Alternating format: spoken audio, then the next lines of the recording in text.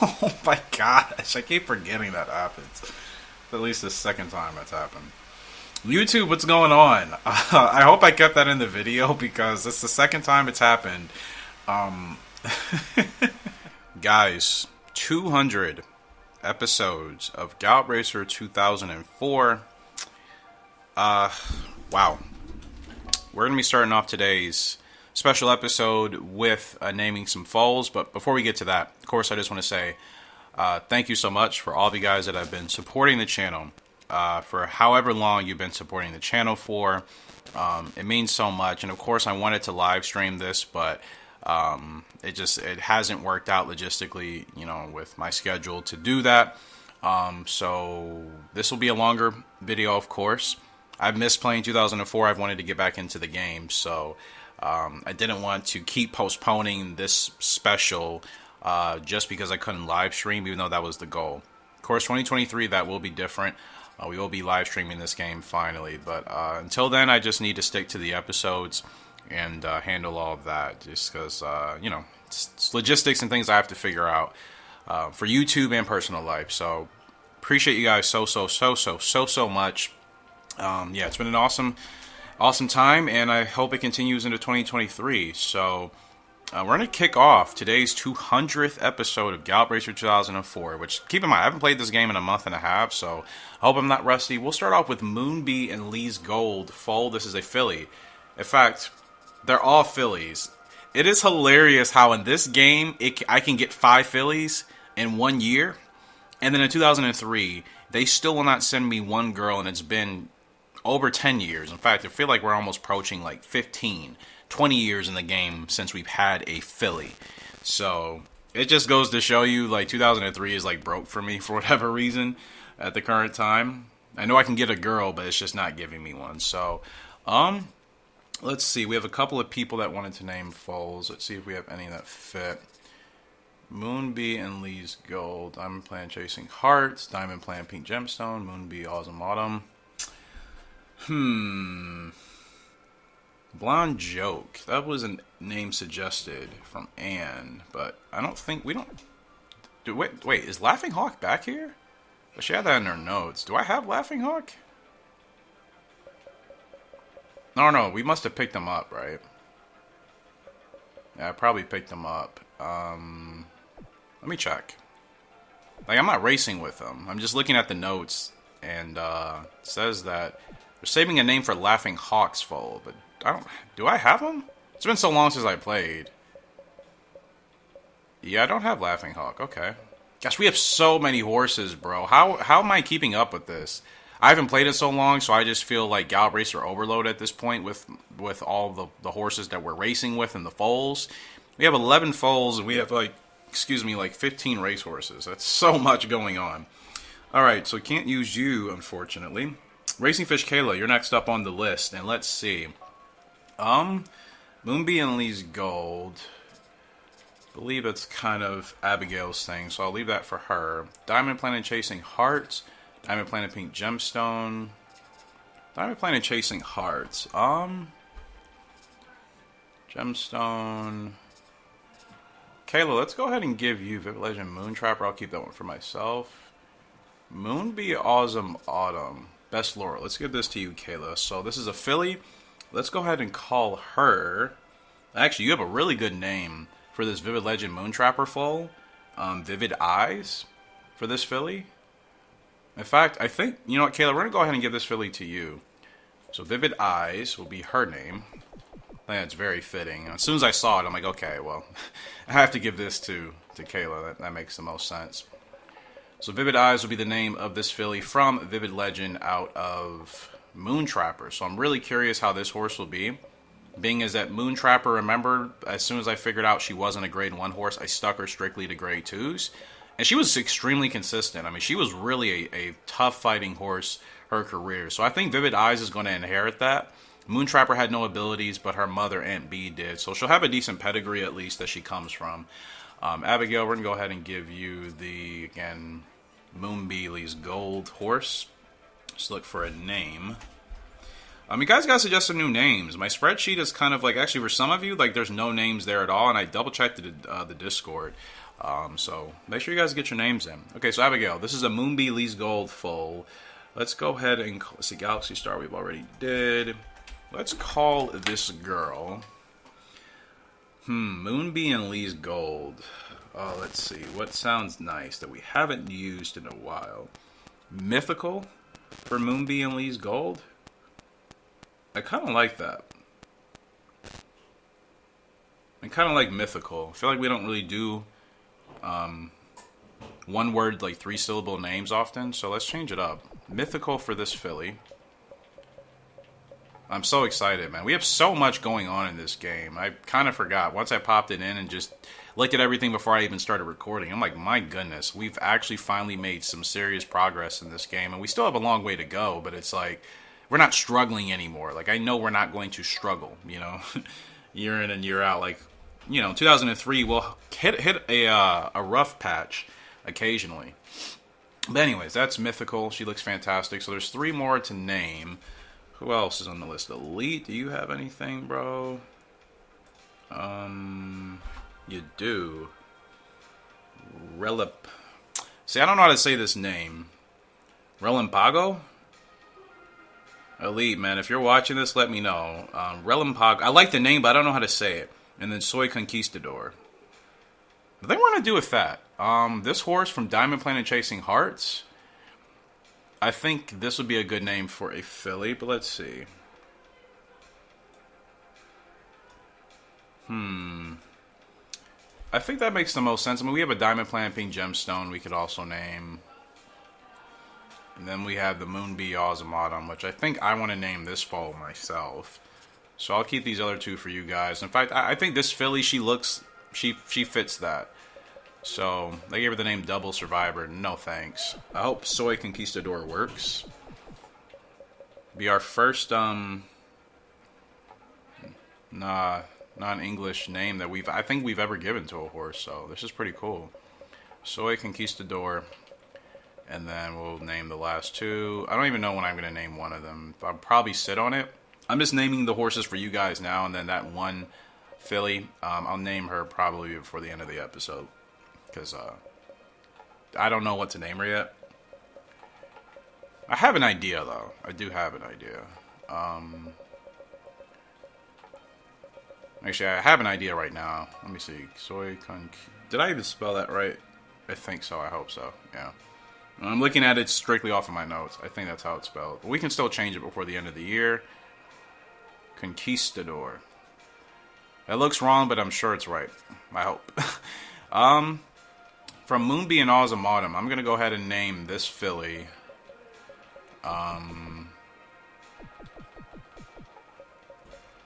Actually, you know what? I'm going to wait. I like the name that I was going to come up with, but I don't know if I really want to do it. And then this one. Let's see. I'm just looking at the list.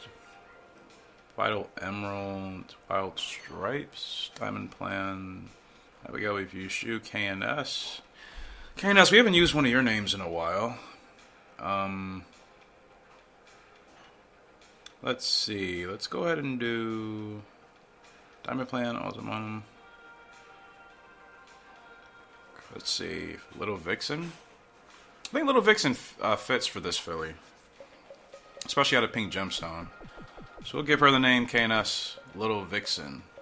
And the last filly, like I said, I'm going to name her, and I'm not 100% decided. I thought I kind of knew what I wanted to do, and I've probably abandoned that idea. So, we're going to go ahead and just name these 4 for you guys, and then I'll name the other one when I come up with a name I definitely want to stick with.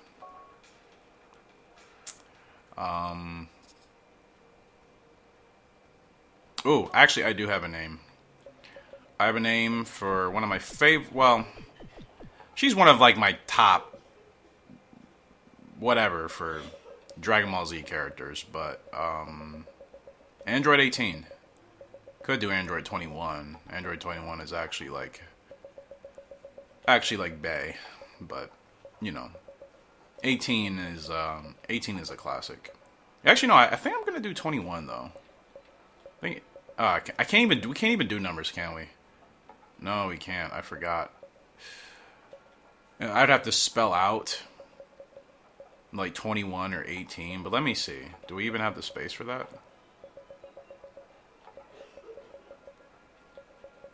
Android 21. I think it's not going to fit, is it? Nope.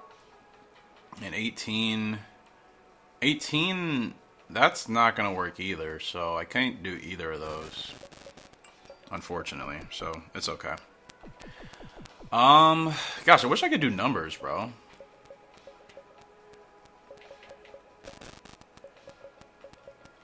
I'm going to do this name for now. I'm going to change it. I'm going to call her Miss Android because I kind of want like a Dragon Ball Z name for this horse. That's not what I asked for. Miss Droid? Actually, Miss Droid is kind of different. It's not going to stick anyways, so. But I'll call her Miss Droid for now. It's going to change. I know I'm not sticking with that. I just wanted to do it for the time being. And we'll get into some racing. This is taking longer than I wanted it to. But all the fillies are named. I'm going to come back to probably name her Miss Droid.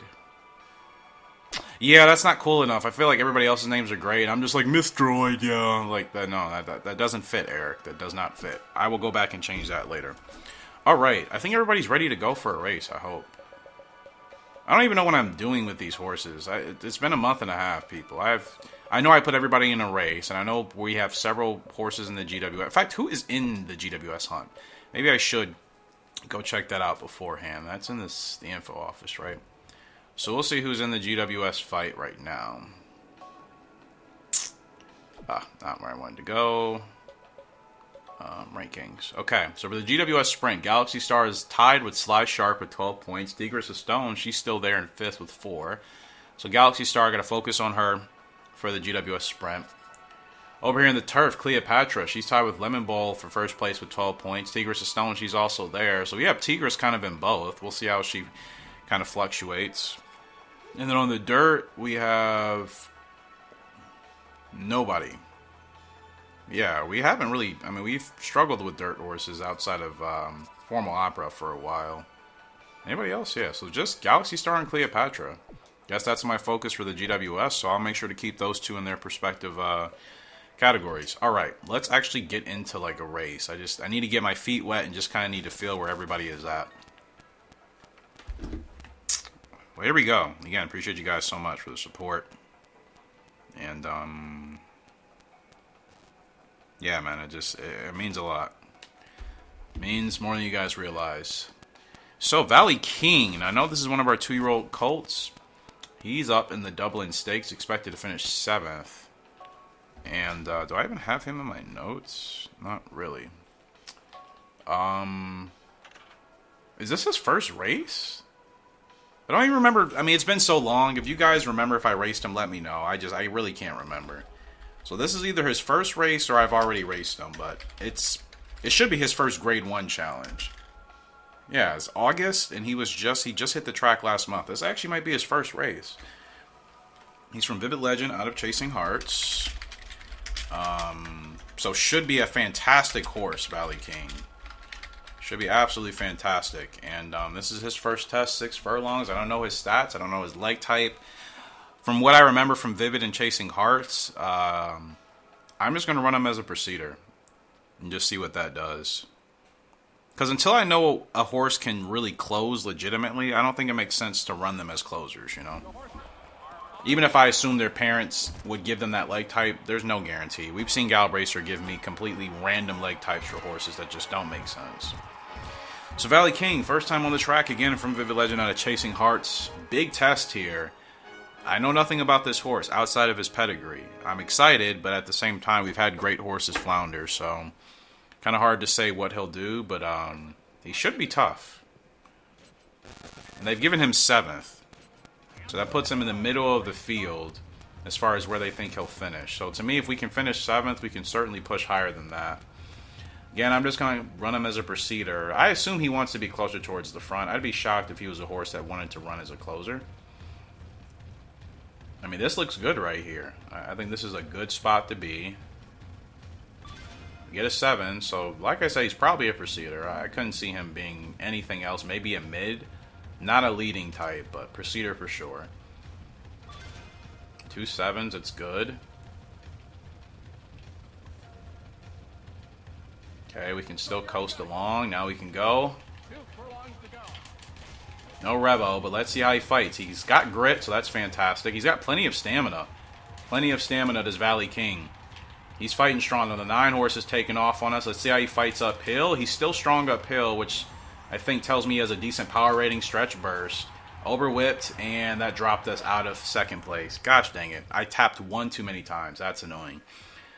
Still a great result, though. He finishes 3rd. I wasn't expecting him to finish like that. But, again, I figured if we could finish 7th, we could certainly push higher. And position S, so definitely a Procedure. They should let us know that, hopefully, right away for confirmation. But that's a great first-time result for Valley King. Because Vivid Legend as his father, he's going to have a sustained growth type, which means he's still not at his peak. Not even close, really. In fact, he's still probably going to take 1.5 years, 2 years to completely develop. So, finishing 3rd already in an international grade 1, I think that's a good sign.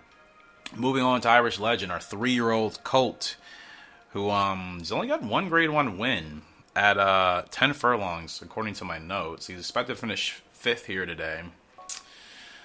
And, let's see his stats. So, Irish Legend from Vivid Legend and Irish Fleet. 90 response, heart rating isn't good. Still figuring things out about him. I mean, he's going to be turning 4 next year, and the game still doesn't want to tell me his power rating, his braking rating, his temper, or his toughness. So that just kind of goes to show you it's been a struggle with him, to say the least. And 75 speed, so middle of the road, but yeah, he's a long distance horse. Actually, why did I put him in this race? Runs 10 to 16 furlongs. That's interesting. But still giving him a top 5, I think, says a lot. Man, interesting. So, Irish Legends from Vivid Legend out of Irish Fleet. Gotten a lot from Vivid Legend, and yeah, I wonder how he is. I think he's much better as a sire in this game compared to 2003. He didn't really work for us in 2003, so I'll be replacing him on that game soon. But I still think he's given us some decent quality horses here. But still a couple more. I think we have to still race from him to really see. I know Vivid Gemstone has done well. So Vivid Gemstone to me has been a success. Valley King looks like he'll be a success. And Irish Legend, halfway through his 3-year-old season and only 1 grade 1. It doesn't really seem like his ceiling is as high as I thought it would be. It's kind of weird because his mother, Irish Fleet, really hasn't given us bad horses. So,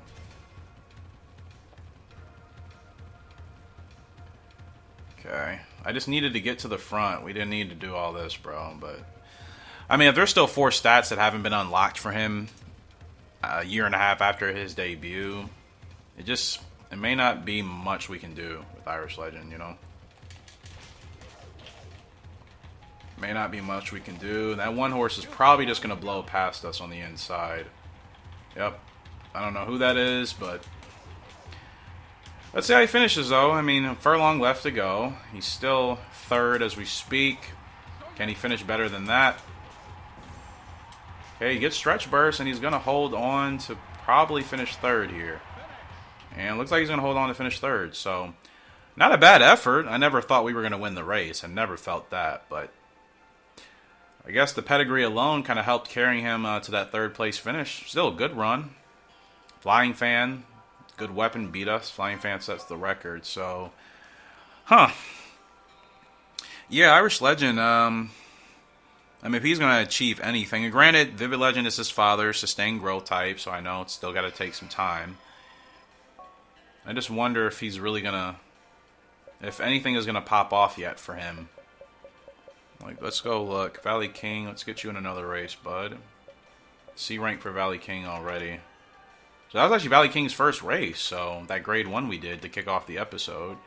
So 31 braking, 51 feel, 41 heart.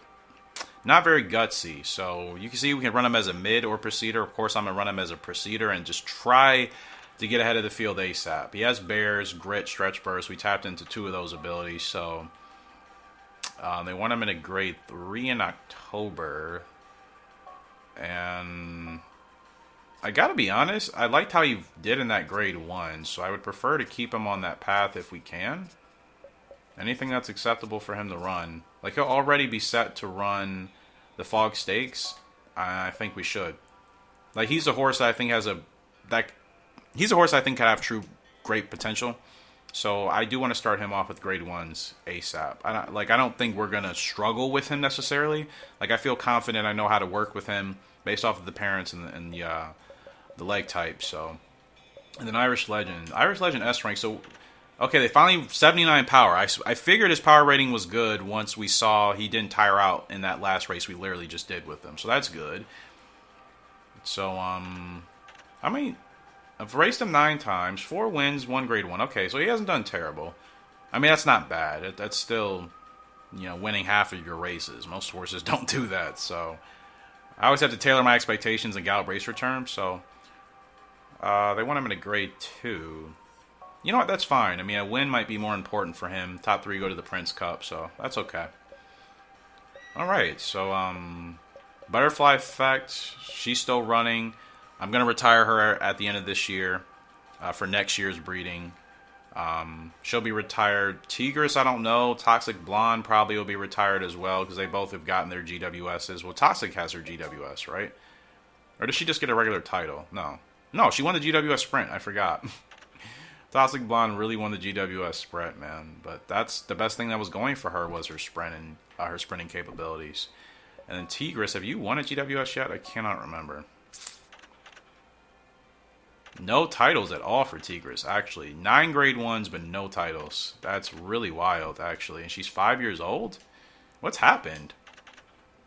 13 wins and 24 starts, 9 grade 1s. Okay, let me look at her notes. Tigris of Stone. Her wins are like all over the place. 6 furlongs, 8, 5 furlongs, 12.5, 9.2. She's very close to a mid-champ title, it appears. In fact, she's definitely close to a mid-champ title, actually. That's where I need to focus my efforts. All right. Because we have Cleopatra and... Well, yeah, we still have Cleopatra and Tigris in the GWS, right? Because I want to get Tigris a GWS title. In fact, she's in both. She's in the turf and the sprint. I'm all over the place. Tigris of Stone, she's in the turf and the sprint GWS fights. She's still sitting 5th, respectively, in both of those. So she has some work to do. Again, she might be another horse I feel like I missed the window on getting a GWS title for. Anyways, we got to switch gears. Real happy our filly, she's up. She's been doing fantastic in the Super Mile Cup, and she's expected to finish 4th. Good odds, competitive field for the top 6. So I think we have a chance to win for sure. Let's go ahead and take a look at our girl. She looks fantastic. 85 speed, and she's from Vivid Legend out of Pink Gemstone. Don't know what her other latent ability is. Her stats are not great. So she really benefits off of that speed from Vivid and Pink Gemstone, and the heart rating from her mother as well.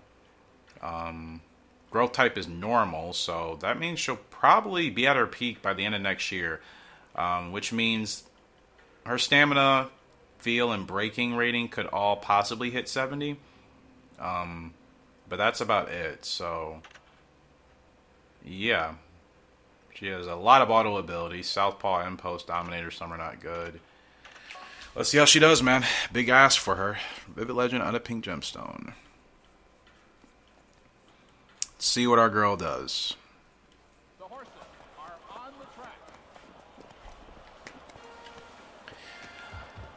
Oh man, hopefully we can get this win for her, because she I don't think does she have a G1 win yet? She has 3. Okay, so this could be her 4th.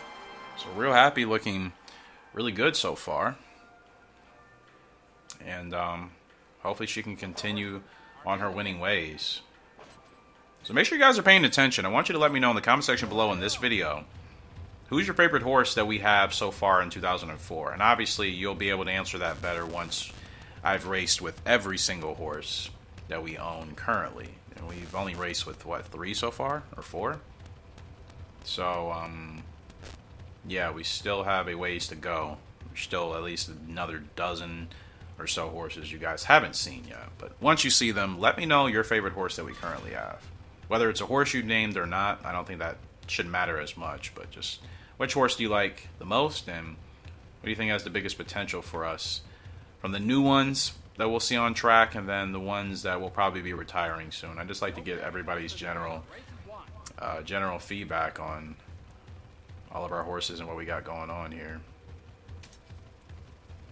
I want to move closer to the field so I can actually see what's going on. Okay, get real happy going now. Get her going now. Okay, no Rebo, but she's gone. She's got plenty of stamina. Come on, real happy. You can run these horses away. Ah, the 9's closing, though. 9's stuck behind me. Not my problem, bro. The 1's still there on the inside. Furlong left to go. Oh, we're going to get some competition here. Real happy. She's trying to hold on, Half a furlong left to go in the Super Mile Cup. And what a finish. She's not going to get the dub, but she's going to finish 3rd. She ran her heart out, man. She ran her heart out, and I can't really ask much else for her. If anything, I probably should have started her a bit sooner. I forgot she actually is a decent level of stamina to keep her respectable. Grave Parade ends up getting the win, but still, it was almost a perfect ride. I don't think there was much else differently I could have done outside of trying to start her earlier to hold on to the win at the end, but those horses just caught us. It's still a great effort from Real Happy. She doesn't get the win, but finishing in the top 3, like for horses that are really good, that's the minimum bar they should be hitting, right? A top 3 finish, 1st, 2nd, or 3rd. 1st is obviously the goal, but if they finish 2nd or 3rd, I won't be disappointed. Unless it's just a poorly run race. That's a different story. We're moving on to our girl, Butterfly Effect. Oldest girl in this field at 6 years of age. And as always, she still has decent odds, which means as long as we're expected to finish in the top 7, we have a chance to win the race. Because we've done that more than half a dozen times with her. Her stats have dropped considerably, but I mean, look, she peaked at like 3.5, 4 years old, guys, and she's about to turn 7, and we're still racing her because she has a great power rating, which means she can still handle these tough international tracks. Great temper, she's not going to give me a problem, and a great response. Her heart rating is mediocre, but to me, as long as she's still powerful enough and responsive enough to run in these races, you know, we'll continue to run her in a couple more before the end of the year. So as always, get her out front, make her comfortable, give her about a 2-length gap between her and 2nd place, and just hopefully she's strong enough to hold on to maybe get the win. There's nothing left for her to prove. I mean, she's in the GWS. I mean, she's won her GWSs, right? She's Hall of Fame bound. And she's been the best filly to mare we've ever had in this game. And it just happened. It just happened. Like, after we did her first couple of races as a 2-year-old, you guys remember me saying, she's the real deal. She's going to be the real deal. She turned out to be everything of that and more. And she gets out well. It's a good start. We are off in the Chicago Stakes. Butterfly Effect. She's going to want to set the tempo here. And we're going to go ahead and give her nice urgency to go to the front. Make sure she doesn't gas herself. These horses are still trying to run with me. We have inside leverage here with track positioning, so that's going to benefit us. Yeah, wow. They really want to run hard in this opening stint. Okay. Keep the lead. They are really running hard. I'm going to need you guys to, like, relax a little bit. You got my girl running harder than she needs to. Constant kind of cat and mouse game of, like, slowing down and speeding up. Now they're going to slow down tremendously. Now I'm going to slow her down. Now she's comfortable. We should get that free ability eventually. She likes to run this far out. I mean, this is our race to win. They are giving us way too much cushion. Like, if the AI could actually adapt to how the player plays, they would keep their horses a lot closer. Because Butterfly Effect, what puts her in the best spot is to be running. There it is, solo, not free, but solo. She needs to be clear. She wants nobody behind her, nobody in front of her. She just wants to be clear, clear, clear. And you see what happens. You give her that. Now I can get her going. Get her on the run. We have inside leverage. And let's see how she takes advantage as we head into the stretch here. She actually kind of turned out a little bit more than I expected. Furlong and a half left to go. They have a lot of work to do if they're going to catch Butterfly Effect, man. They have a lot of work to do. I see a couple of last-minute late stragglers, but this is what I mean. She can still win at 6 years old and make it easy. Butterfly Effect is the best girl we've had in any of our series ever, bro. Ever. She is the best horse we've ever had on this channel as a filly to mare. You know, we haven't lost a lot of races with her, and she's winning by still decent margins well beyond her prime, man.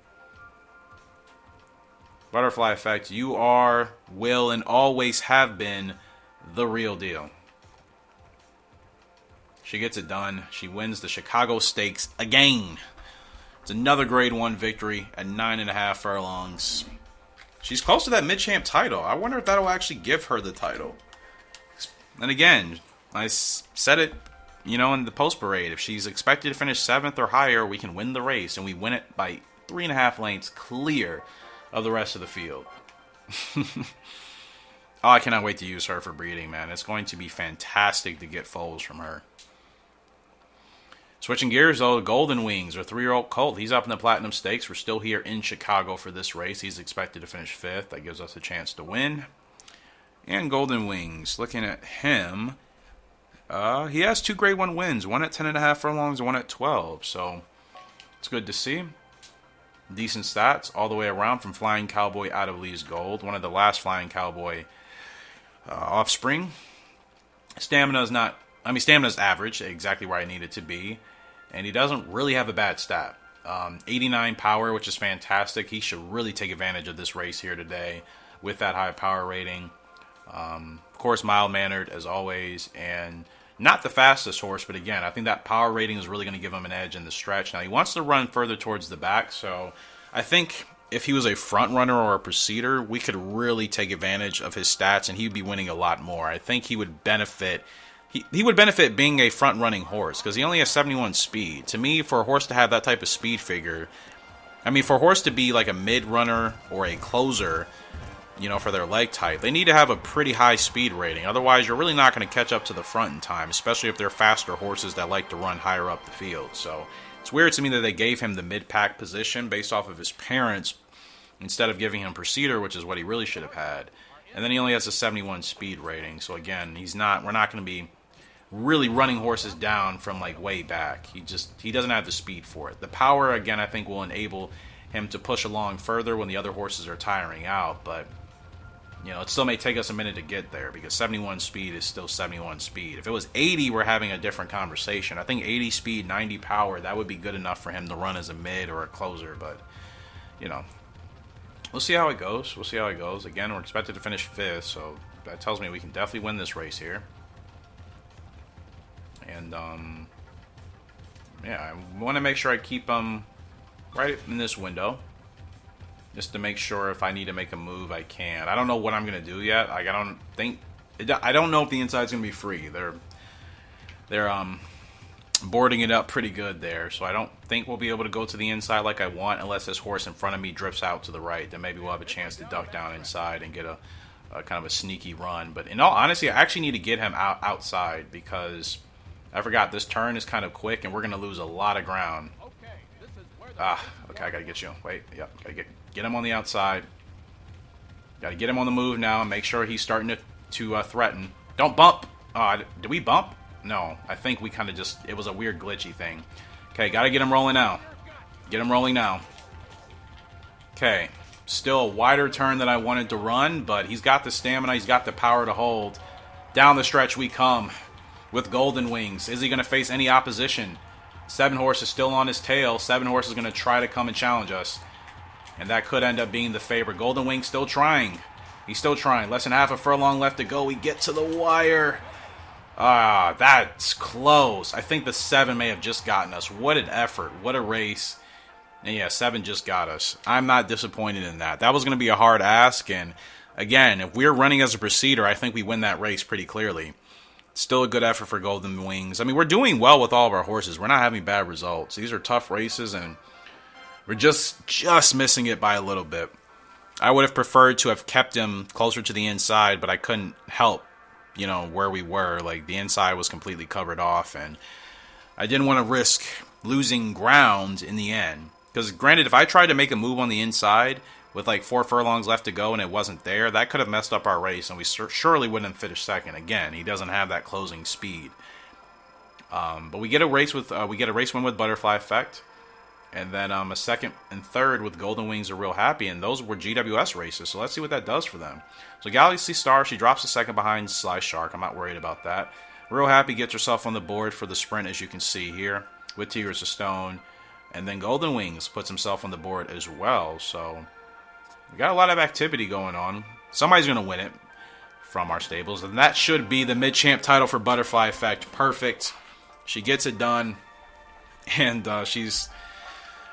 I don't think there's anything else I feel like I need to achieve with her. She has done everything that she's needed to do.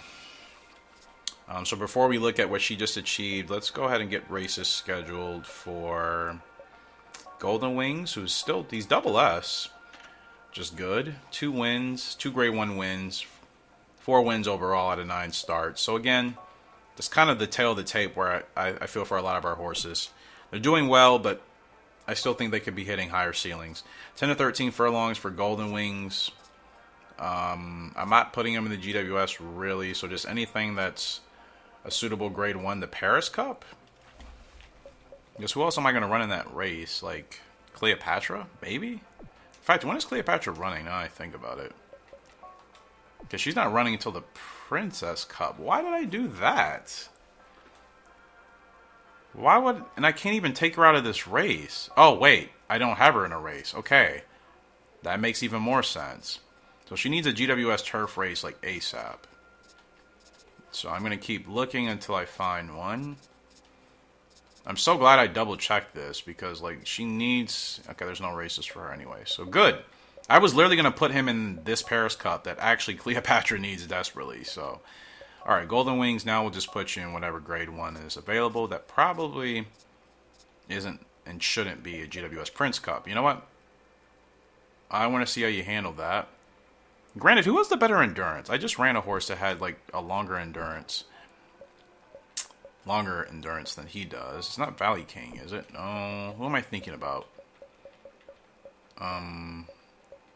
Wait, who am I thinking about? No? Irish Legend, yeah. But I'm putting... I've probably put him in a grade 2, right? Yeah, alright. So we'll do Golden Wings for that Prince Cup. There's nobody else I'm going to put in that race, so let's see if he can handle it. I think he should be able to. And then, Real Happy, they want you in the Princess Cup, and I think that makes more sense than she's not in the GWS hunt. She's 7 for 10. 7 wins and 10 starts. She really should be in the GWS, but... For whatever reason, I kind of abandoned that with her. Don't know why, but it's too late to get her in there and try to win it anyway. So Princess Cup, let's try to get her an award. And Butterfly Effect, I mean, yeah, let's now check to see what she's done. So, Butterfly Effect. She has 6 titles. Horse of the Year, All-Rounder, Mid-Champ, Long-Champ, Another World, and GWS Turf. Yeah, she's got 17 grade 1 wins.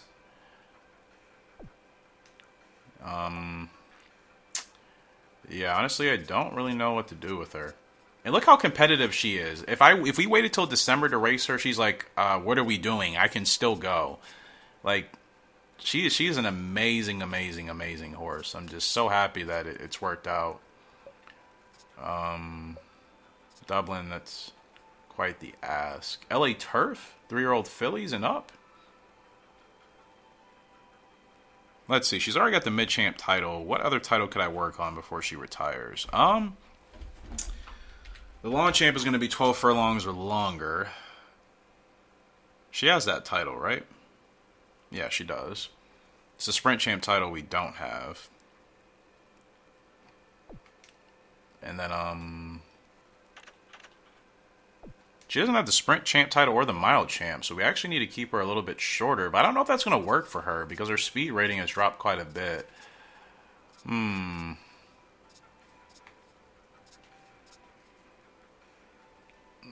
Mile, can't put her in that race. LA Turf, that's just a grade 1 for a grade 1. There's really nothing for her to achieve there. Aquarius, we can run her in that. 7 furlongs.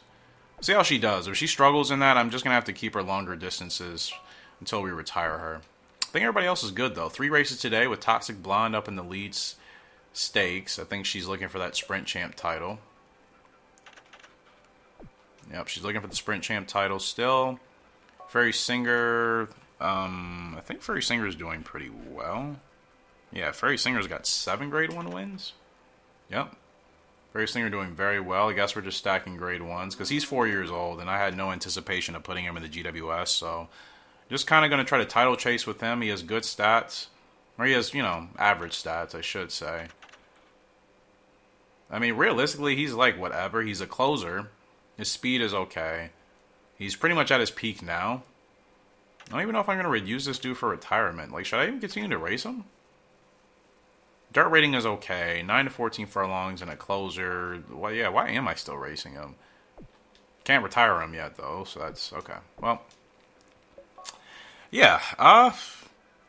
Not going to lie. I mean, we can't use every horse we race for breeding. We do have to be selective at some point. So, Fairy Singer, I'm probably going to let go eventually. I know he's a good horse. I've seen, I know other people have used him for breeding. I just, I don't think he just fits with what we have going on, And I don't know who I would replace over him. I don't think he's strong enough to replace any of our current studs we have back there. But, anyways, Toxic Blonde, she's up in the lead sprint stakes, 5 furlongs. She's the second favorite. Eastapol is the actual favorite. So Toxic still has a chance to win here.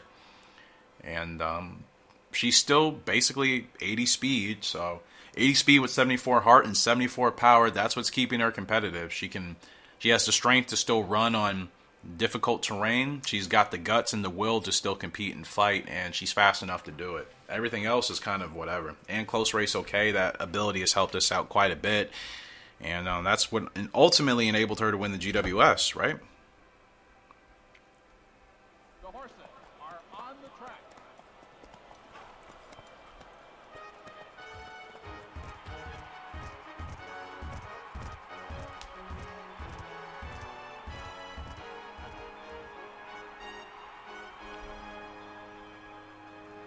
All right.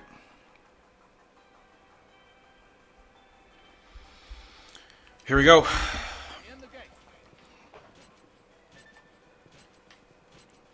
Very mild-mannered Toxic Blonde. She does not share the temper that you would think she has.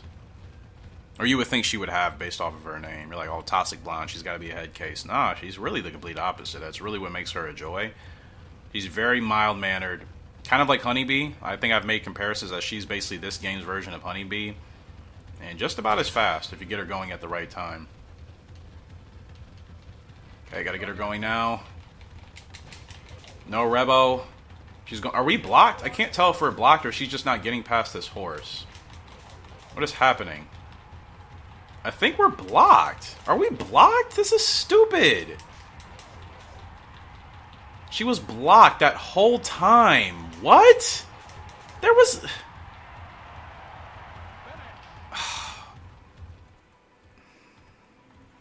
That's going to send me into, like, a very silent rage, so I'm just going to pretend that just didn't happen, because, like, what? Are you kidding me? There was space there. I have gotten through spaces just as tight as that. You guys have seen me do that.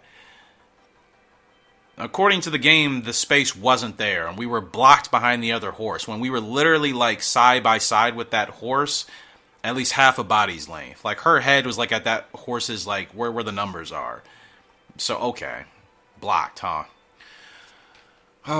Fairy Singer, he's the favorite today. That's annoying. She could have won that race easily. Easily could have won that race. I just knew we were going to be able to shoot the gap and make it work, but apparently the gap was not there? Oh, wow. That's just... That's an annoying way to not win a race, bro. That's really annoying. Like, I've lost races being clearly blocked. That's a race where it's like, okay, the gap is there and the game is saying it isn't. And it's just like, WTF. Oh, wow. I mean, she's got a GWS. She's going into the Hall of Fame with her GWS and half a dozen wins. So it's not like we need anything else. I just wanted to try to get her another title, and we still could. But, man, that freaking stinks. That's a bad race to lose. And not because she did anything wrong. Toxic did everything fine. She had enough to run those horses down. Just according to Tecmo, no, you're blocked. You can't move. No, nope, the space isn't here. Nope, can't do it. Like, screw off. Oh, that's a really... I'm sorry.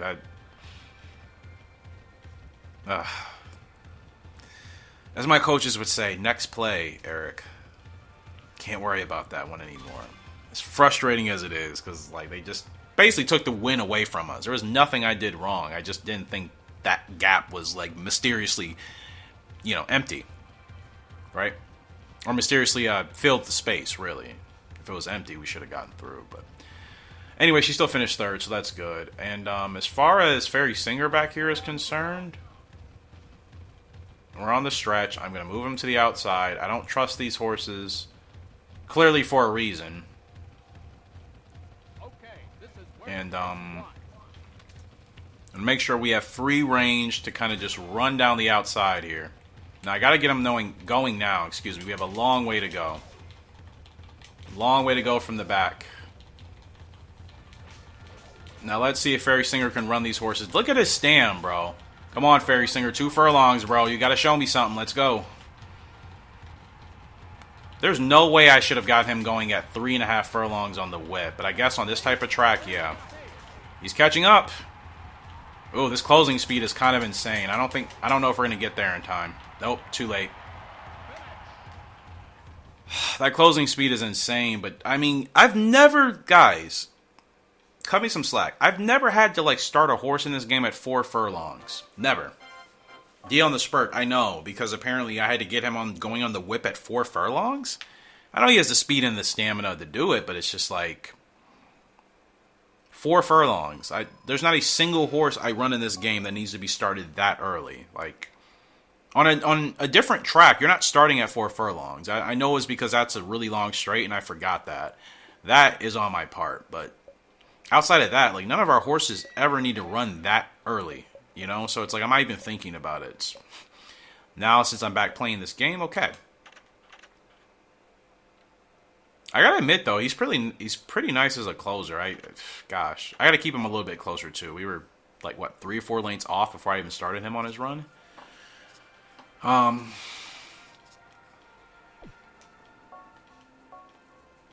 I'm just gonna keep running him in the long distance events, because, like, he's doing really well with them. So, like, let's just keep it up. New York turf, perfect. That's all I'm going to do for this guy. He looked a lot faster, I admit. He looked a lot faster in that race than I thought he was going to be. They want Toxic Blonde in the Sprinters Cup. It's like they read my mind. They know we're trying to get that Sprinters Champ title. And I'm kidding. The game doesn't obviously know that, but I'm glad that was the suggestion. So we're about 50 minutes in. It doesn't even feel like it. That's the thing with this game. It's going to take me forever to get through years now because we have so many horses. Like, I would love to downsize, but I also like having all the horses that we have. So it's just going to take us a while to progress, which probably is better for you guys. That means more content, right? Flying Autumn. I think this is her debut. I don't have anything for her on file here. And, yeah, Flying Autumn. Big debut here.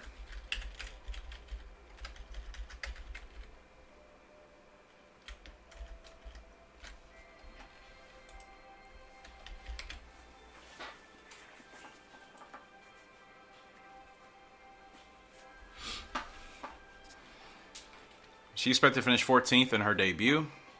No problem.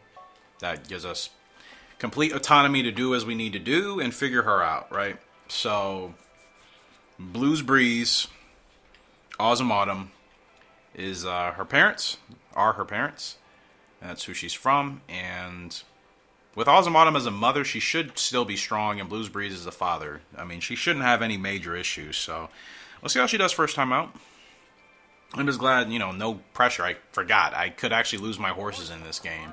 I've been playing 2003 for, like, really the last 3 or 4 months, And taking the break from 2004, I forgot. Yeah, I actually do need to, like, make sure I'm hitting my goals because this game will steal my babies away.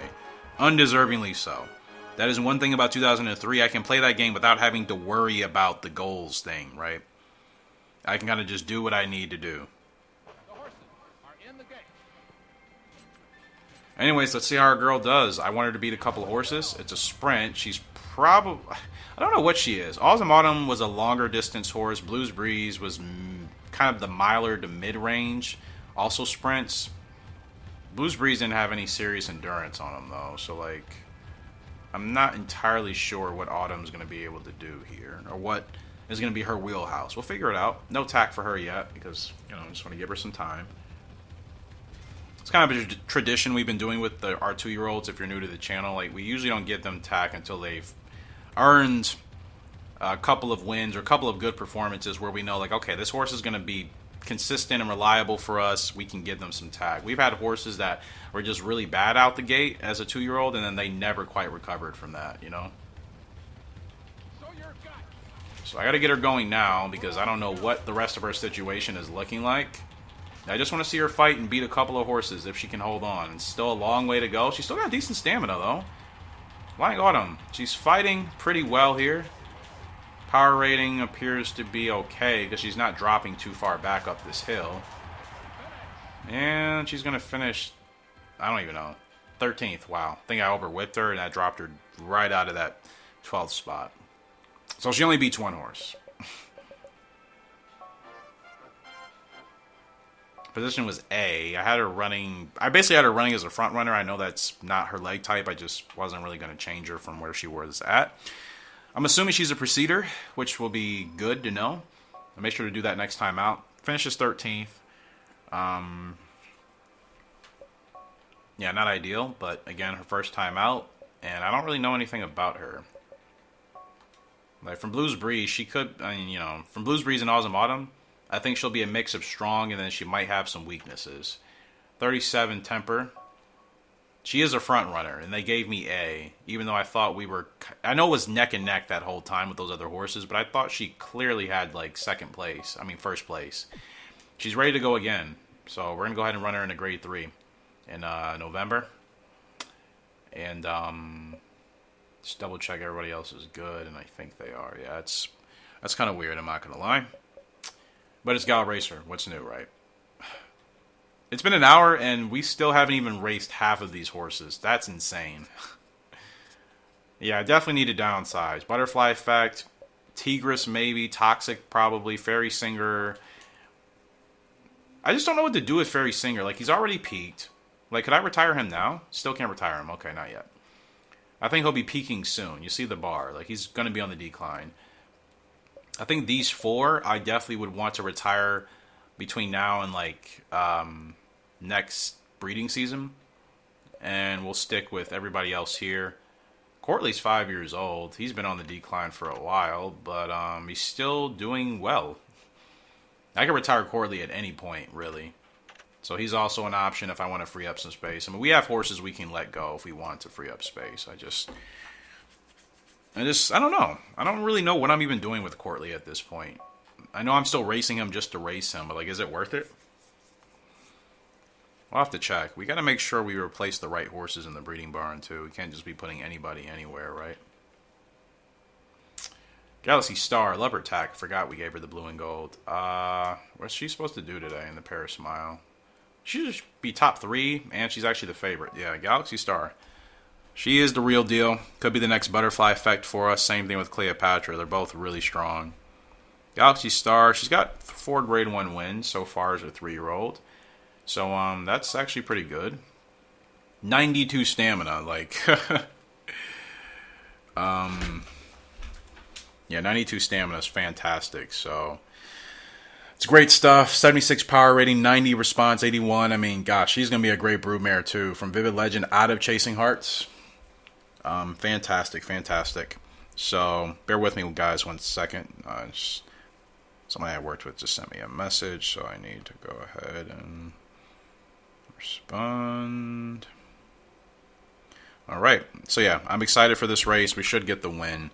And Galaxy, gosh, I forgot. 92 stamina, like... You guys remember for a while I was complaining about just not having horses with, like, good stamina. And we finally have... I mean, we have I don't think in any other series we've had a horse with, at least outside of Gallop Racer 3, we haven't had a horse with like 92 stam in this game. As far as like our originals. We've had that with in-game horses, but not our originals. So that is, yeah, that's fantastic, man. The horses are in the gate. Fantastic. And away they go. That was a beautiful start. Here we go. We're off and racing with Galaxy Star. And it is a good start for our girl so far. So to make sure we don't overrun her. Kind of see what the rest of this field does.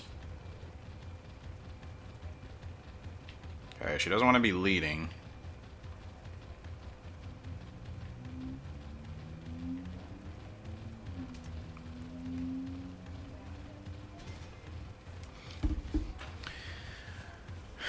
Okay. It's our race to win for sure. Now, this would have been a good year to get her involved in the GWS. Wait, is she not leading the GWS? I always forget. I have so many girls. I know Cleopatra's leading the turf. Who's leading the sprint? Is it Galaxy Star? I genuinely just can't remember. I don't know why I've forgotten that quickly. Just too many horses. Honestly, I'm just going to keep blaming it on that. Now, I know it was a late start, but look at her stamina, bro. She can pull away. Oh, I overwhipped. Crap. And the 7 is still mounting a challenge. Oh, no, no, no, no, no, no, no. Come on. Come on, Galaxy. Fight back. Come on, Galaxy. Dig in. There we go. Fight back. Let's go. There she goes. I messed that up for her. Made that really close. Oh, man. Thank goodness she's such a beast of a horse, because I totally botched that. I got her going way too late in the stretch. That was dangerous. Dangerous, dangerous, dangerous. I got caught napping for like a second. But our girl, she gets it done once again. And there it is. I think that's one of the better pictures we've taken in a long time. Galaxy Star, she wins the Paris Mile. And yeah, I forgot. She's in the sprint for sure. GWS sprint for her. And yeah, that win is going to keep her on top. And it's another win at the mile distance. So she'll be close to a mile champ title probably by early next year if she doesn't get it by the end of this year. And now Free Fear. Free Fear, our 4-year-old filly, she's up in the first stakes, 9 furlongs on the dirt. GWS dirt territory. If she wins this, we could be in the GWS dirt for her. I don't think I had those expectations to get her a GWS title. And I purchased her because you see her horse preference. Turf and dirt are both great. She can run anywhere. She can also run as a procedure or leg type as far as that's concerned. Great heart rating at 77. 86 speed, so very fast. Stamina is average where it needs to be. Power is not good, but running her on the dirt, she shouldn't have to deal with the power discrepancies as much as she would on the uphill turf courses. And good response, good temper for where it needs to be. So Free Fear, I think she would be a good broodmare for us. Again, we'll get horses that can run on either surface. That's really important. You know what I mean? I mean, we could breed her with a horse like Formal Opera, right? Turf and dirt, both the same. Now we have a couple other horses that have that same, setting of being good on turf and dirt. So I would like to breed those horses together, give us complete flexibility. That way, if we realize the horse runs better on the turf, we stick them to the turf, and if it's the dirt, then we do the dirt.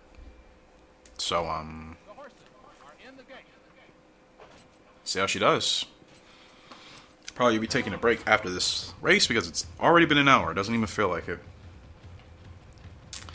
It's a good start here for Free Fear, and the great thing is I don't have to send her to the front if I don't want to. I will send her to the front depending on the pace and depending on how she's running and feeling. If I feel like it benefits her to be in the lead, I'll send her to the lead. But right now, I think she's completely fine being where she is here. Ah, you're going to go all the way over to the rail? That's annoying.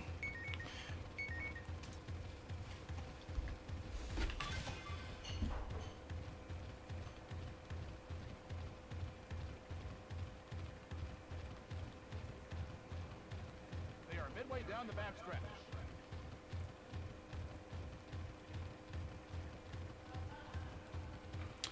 Man. Okay, this is where the race is won.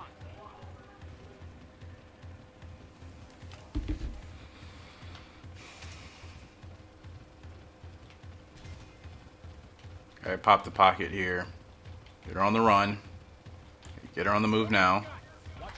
Ah! Oh, I didn't mean to do that. That's my fault, guys. I probably just ruined her race. Unless she really fights back. She's got plenty of stamina. I did not want to do that, man.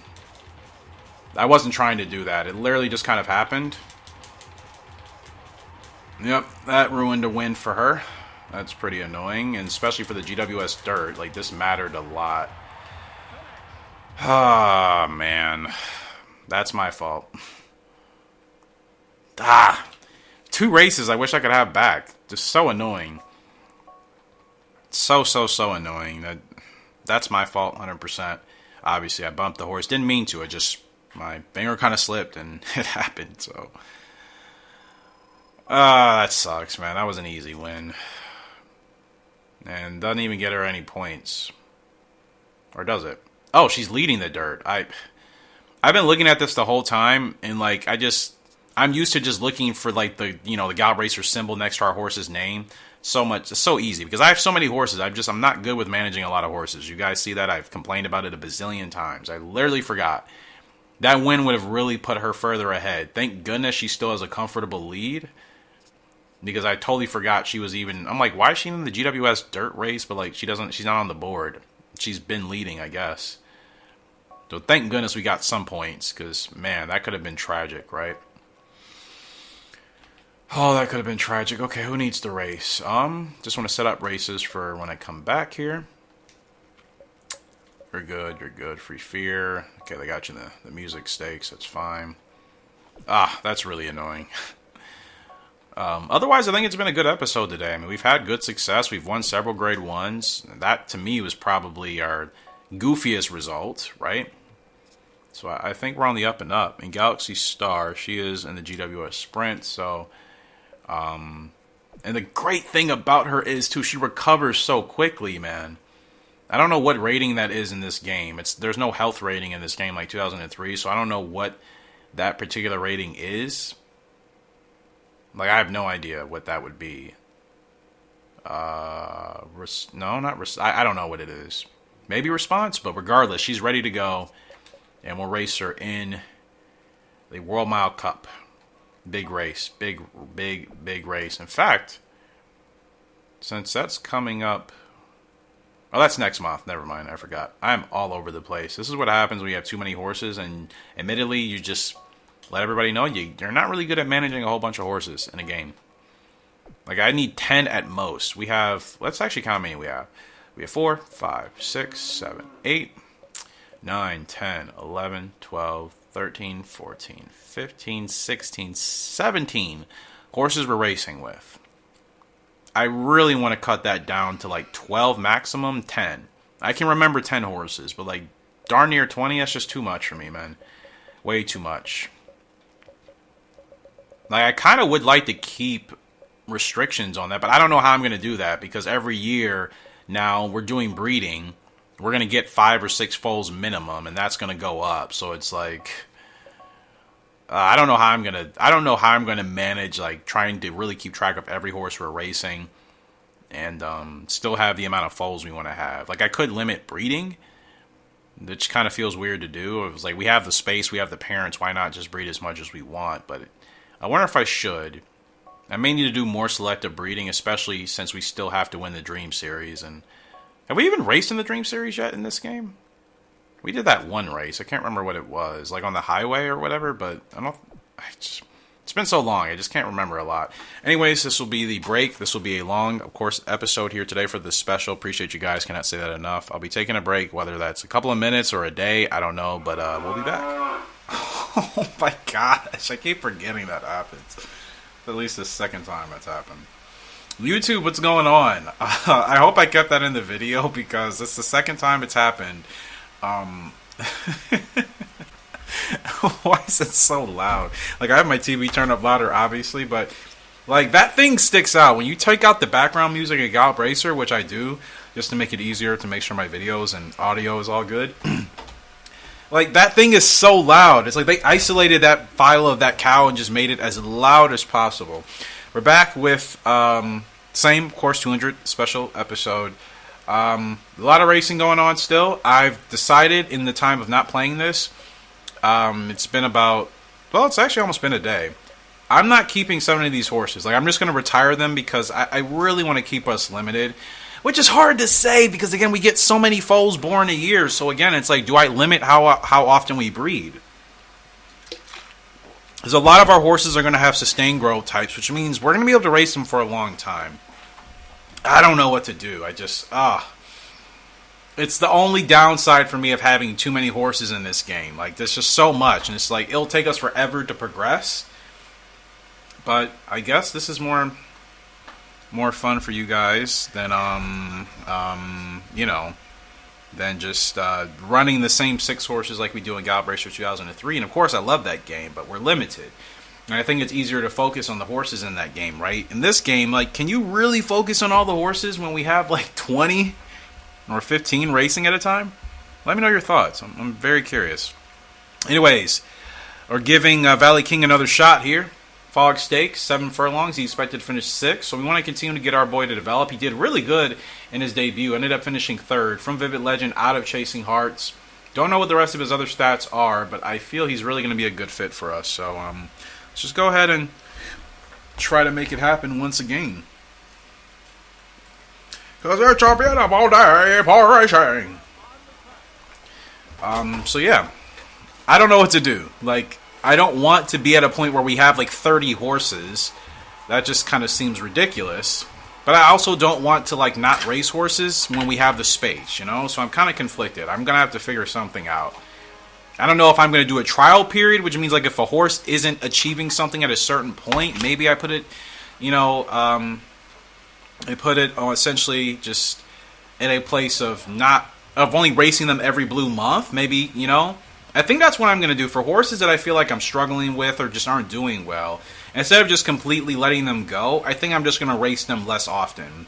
So instead of racing them frequently, which is usually every month and usually twice a month, I may only race those horses once every 3 or 4 months. That way it doesn't feel like I have so much because it's like, okay, until that horse comes back around, I'm not really going to be thinking about it. To me, that's probably the best way to do it. It just kind of hit me. Alright, Stamina's not that hot for Valley King, but Vivid Legend, later growth type, hopefully he'll mature into that.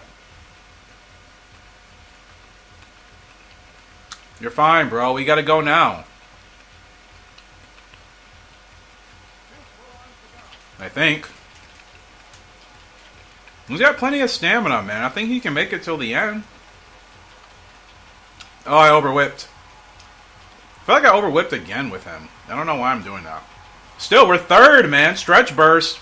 He's going to hang on for 3rd. Valley King is still strong. His stamina is probably a lot higher than I realize. I think Chasing Hearts gives us the really good stam. Vivid Legend was okay with that, but... Because who else has really good stamina? Is it Cleopatra? One of our girls has 92 stam. Anyways, good result there. 3rd place, and we were supposed to finish 6th. I'll take it. And I overwhipped, so... Valley King, really strong.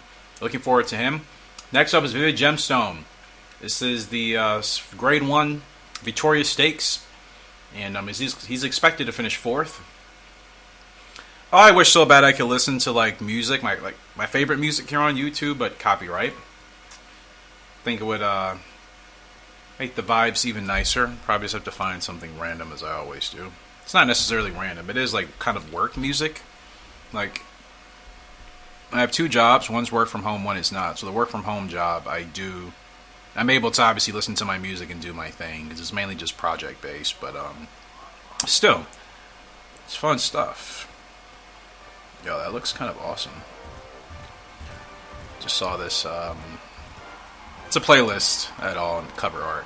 As a fellow graphic design artist myself, I'm always inspired and interested in just seeing other people's lines of work. Anyways, big moment here for Vivid Gemstone. Can we get the job done? I guess we'll see.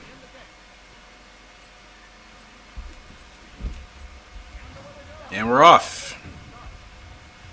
So it's a good start here for Vivid Gemstone.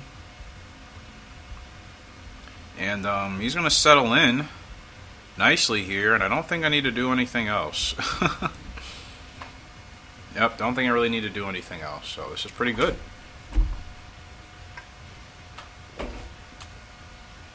Forgot. This is one of those tracks with like a really long straight, isn't it? So we're kind of just storing up here. Where there's nowhere for me to go yet. I didn't want to bump that horse. We're fine. We got to move though. We got to move. Yep, got to move. How are we already to like 2 furlongs? What has happened in this race? Trying to get him back inside, man. What a drift. Furlong left to go. Vivid Gemstone still clear. Doesn't look like anybody from the back of the pack is going to challenge him. Looked like a risky, questionable ride here today. We kept him under control. He bumped the horse. Vivid Gemstone strong enough. He gets it done. Wins the Victoria Stakes. Let's freaking go. And another win at 6 furlongs. So he'll be getting a Sprint Champ title here pretty soon. Vivid Gemstone, man. What a joy he has been. From Vivid Legend out of Pink Gemstone. I think in the first part of this episode I said, I don't know if Vivid Legend's a good sire over here. He definitely is in this game. Not in 2003 for me, but he is giving us really good horses in this game. And this is just Vivid Legend horses, guys. We haven't even gotten to Diamond Plan or Formal Opera. We haven't even gotten to those guys and the horses they could give us yet, you know? So, guys, we still have so much we can achieve. Like, so much we can achieve. That's what I'm really looking forward to the most. Still a lot we can do. So we just raced with Valley King and Vivid Gemstone.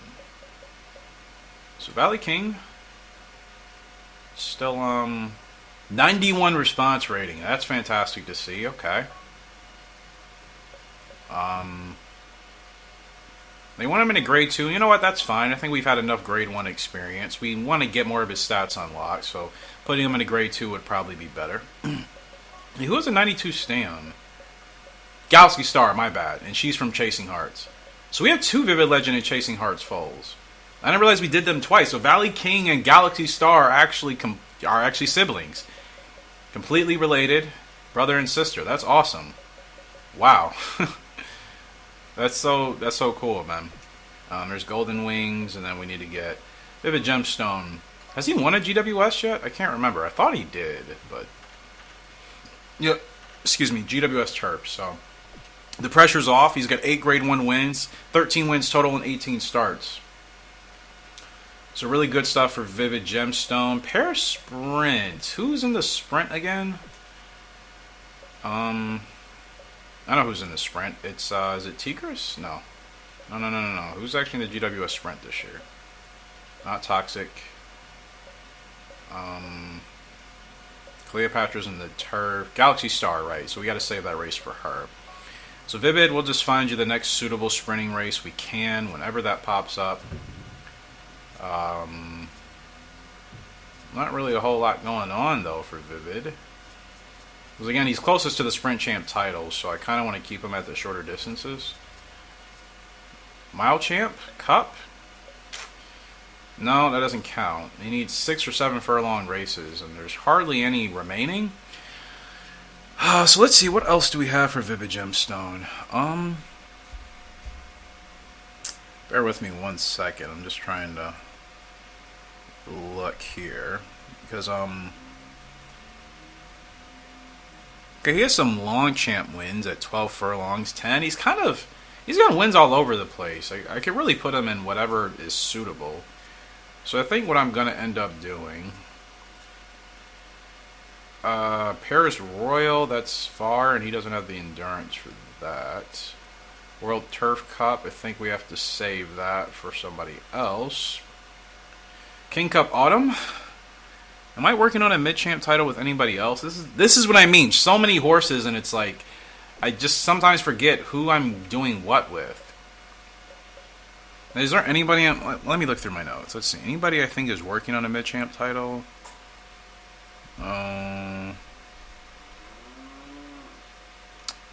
Courtly Lark? Has he gotten a title at all yet? No titles for Courtly. Wow. He's close to a mid-champ and a long champ. So putting him in the King Cup Autumn would make more sense. But he's already in a race. Never mind. Alright. Vivid Gemstone. I'll put him in that King Cup Autumn. This is what I mean. Like, I have too many horses and just trying to make sure Because it's so stupid. You can't scratch a horse in this game once you enter a race. That's one thing I love about 2003. You put a horse in a race and you want to take them out of it, you can. This game, as soon as you put your horses in a race, you're set. So it's like I have to be, we have to be extremely careful and decisive about each race because, you end up putting your horse in the wrong race and it just kind of ruins your momentum. Or whatever you're trying to achieve with that horse, potentially. Gray factor. Yeah, we don't need any other horses. We don't. I saw a comment recently.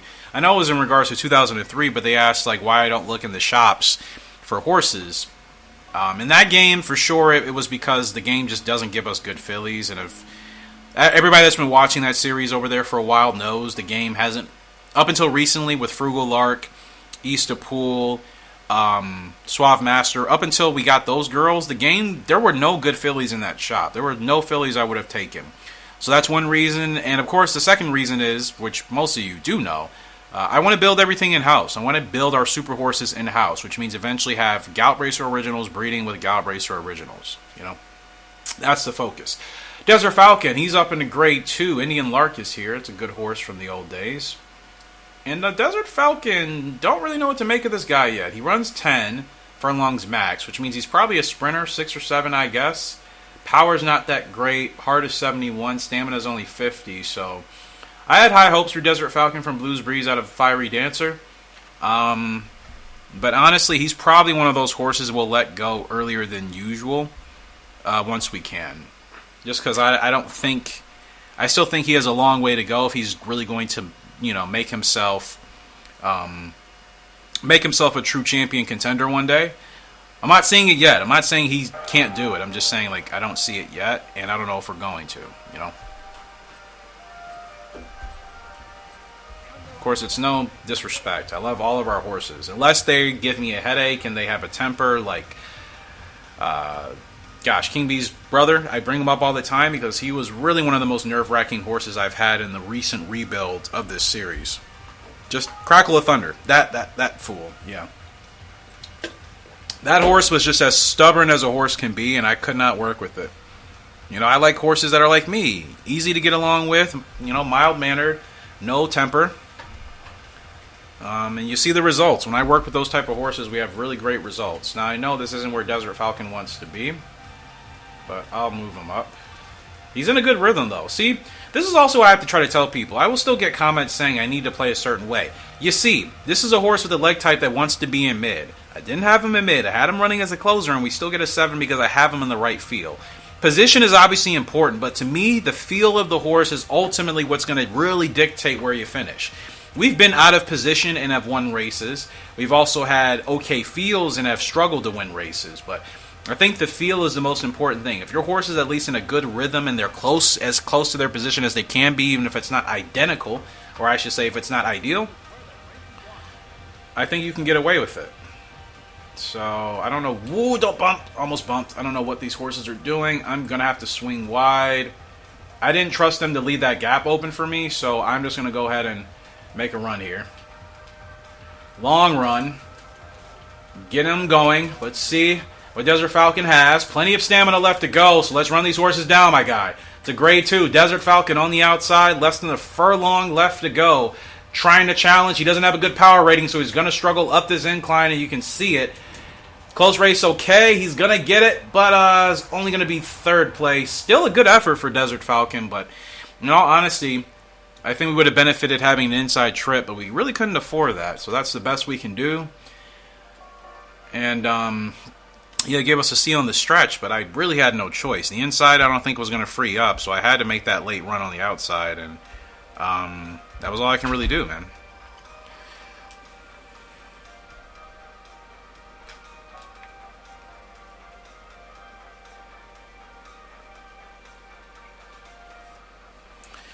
So yeah, Desert Falcon.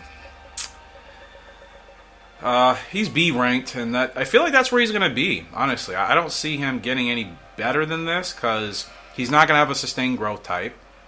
Don't know what his speed is. His power and stamina both are not that great, so I'm kind of going to give him a layoff. He's exactly the type of horse I'm going to give a long time off until he's impatient to race.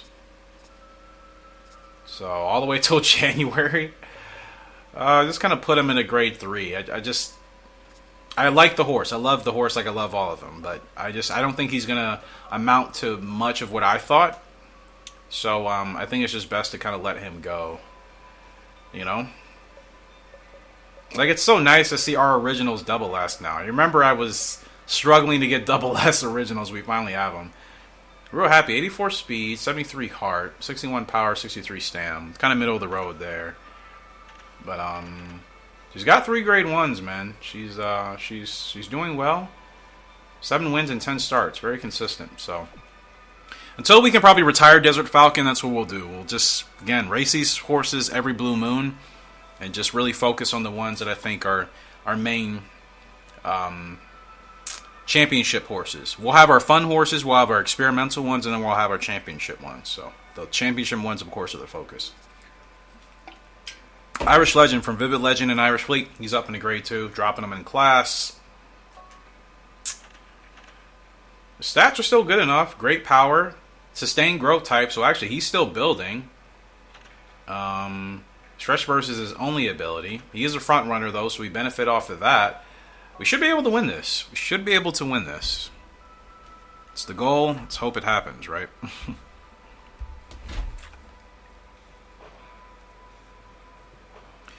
Do. All right. Here we go. Not the best start, but we'll make it work. And we're off in this grade 2 with Irish Legend. It's an okay start for our boy, but he's still got a little bit of work to do. We're going to have to send him to the front, make sure he doesn't run himself too hard to get up there. I want to see what the rest of these horses do. Still keep him where he's at now. Just kind of give him a little bit of urgency to get in front, but not too fast, because I know he's just going to want to send it. Slow down a little bit. Settle in here. The 11's going to try to challenge us. No thanks. Are you also a front runner? You are. Golf Shatter. Okay.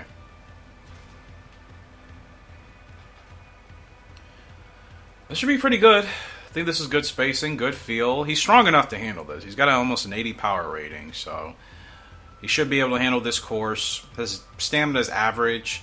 It's all I need. A horse with average stamina. We can roll. Yeah, he's also kind of a horse that's like, he's S ranked. He hasn't done terribly in any way. I guess I thought he was going to be doing as well as like Cleopatra, Galaxy Star, Vivid Gemstone, those horses. And there's still a chance he could, because again, he is still developing. So I could just be jumping the gun a bit. We're going to keep him tucked to the inside here. These horses have a long way to go. Okay. Now we're going to roll. Should probably need to get him off the rough. Are we going to hang on till the end? That's the question. The 12 is on a mad surge, and if any horse is going to beat us, it's the 12, and that's probably the favorite. Nope, Fast. Oh, it's Fast Navy. Shocker. Fast Navy, of course, is going to smoke us, but we were a clear second place. Clear second. Fast Navy in a grade 2. Don't say that all the time. Fast Navy is going to beat us by only 1 length, and we beat the 3rd place horse, Alpo, by 6. Saying C on the spurt, I don't know what they want me to do differently. I don't know what they want me to do differently. They probably think I'm starting too late or too early. In that case, I probably started too early. Fairy Singer up in the New York Turf Stakes. A long distance horse. I realize he does have some serious closing speed, despite the fact that his stats wouldn't really tell you that. So we're the favorite. Let's try to get another grade 1 win for Fairy Singer. Do. There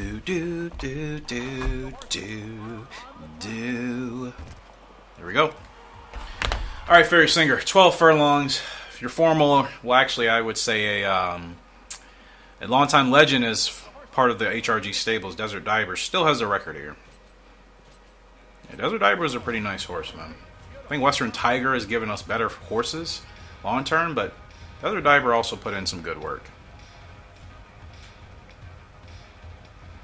Now, this is a track I'm going to have to be is this a long straight? This is a very, very long straight. I remember the last time I did this race with Fairy Singer, a race similar to this, and the first part of the episode, the straight was super long and I didn't pay attention to it, and I got him started too late. So I'm going to have him tailor off back here. I want the inside to be free. No idea if it's going to.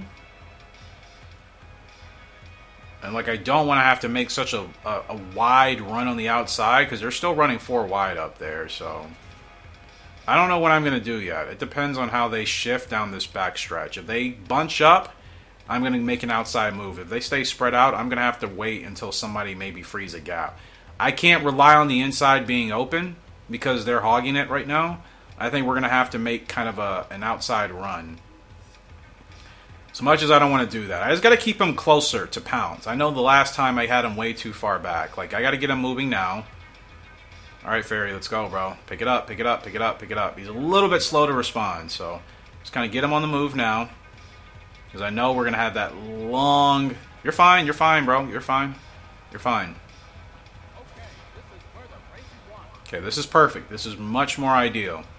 Now we actually have a chance.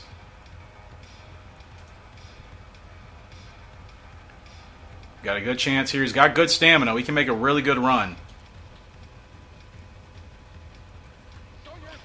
Okay, let's go. Down the stretch we come with Fairy Singer in the New York Turf Stakes. He's got plenty of stamina left to roll. These horses are going to have to catch him because I believe Fairy Singer is going to clear out here very soon. Less than a furlong left to go. Fairy Singer pulling away. I got to admit it. I put my foot in my mouth with this horse earlier in this episode. Fairy Singer is a very good S-ranked horse. Gets it done. Another grade 1. 12 furlongs. Yeah. His stats don't look impressive, but my gosh, that speed and stamina combined with his endurance to just run that long. Beautiful shot as he wins the New York Turf Stakes. I'm excited to see what type of horses we can get from him, man. This Fairy Singer is on a roll right now. 5-length winner over Iron Reflection. I remembered that was a long straight, and we got it done.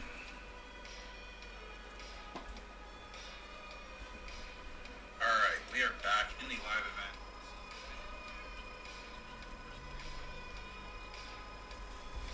event. Alright, sorry, I was checking a video on my TikTok. By the way, if you guys haven't followed me on TikTok, follow me. TikTok is just Horse Racing Gamer, so if you have the app, or wherever you're on it, just search Horse Racing Gamer, you'll see me. We have 1,600 followers over there. People really like the Rival Stars content. I gotta be honest, I had no idea that was going to be the case.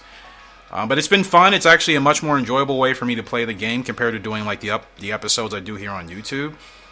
Just kind of recording bits and pieces and putting that into a video on TikTok is actually... It makes me appreciate the game a lot more. And I'm doing the cross-country stuff more. So, just saying, if you haven't already subscribed to me over there, do so. Or followed me, I should say. Subscribe. See, I'm stuck in YouTube talk. Alright, Fairy Singer. A grade 2 in... Hey, no handicap.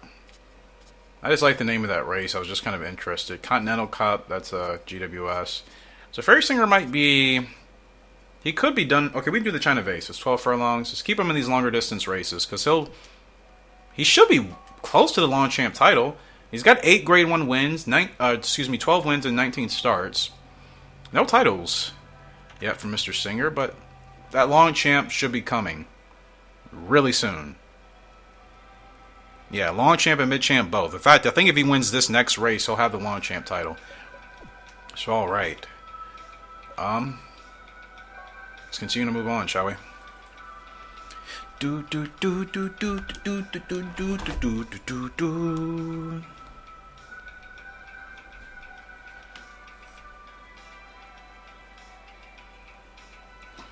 Toxic Blonde, she's up in the Sprinters Cup. We're still trying to get her the Sprinters Champ title, but to be honest, if she can't somehow win this race, I'll probably retire her because she's already done enough. She's won her GWS Sprint. We'll probably get her retired early and ready for breeding next year. She's 5 years old.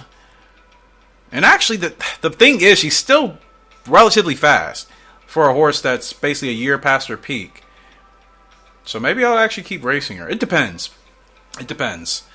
It always depends, man. Sometimes I'm ready to kind of, let a horse retire and enjoy themselves. And other times I'm like, this is still kind of enjoyable and they're still in their prime or they're still close enough to their prime to be competitive. She really is like the honeybee of this game for us. Expected to finish 6th, so she has a chance not only to get in the money, but to win this race if I run her right.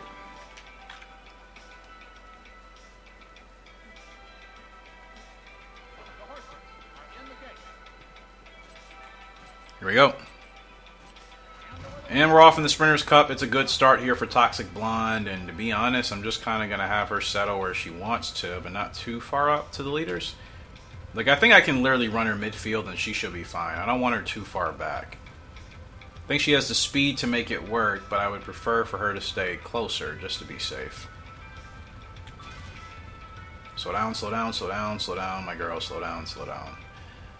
I guess we're already here. Can't control it. They're going to give me a bad grade for position, but who cares? Like, it's a sprint. It's 6 furlongs, and we're already here, you know?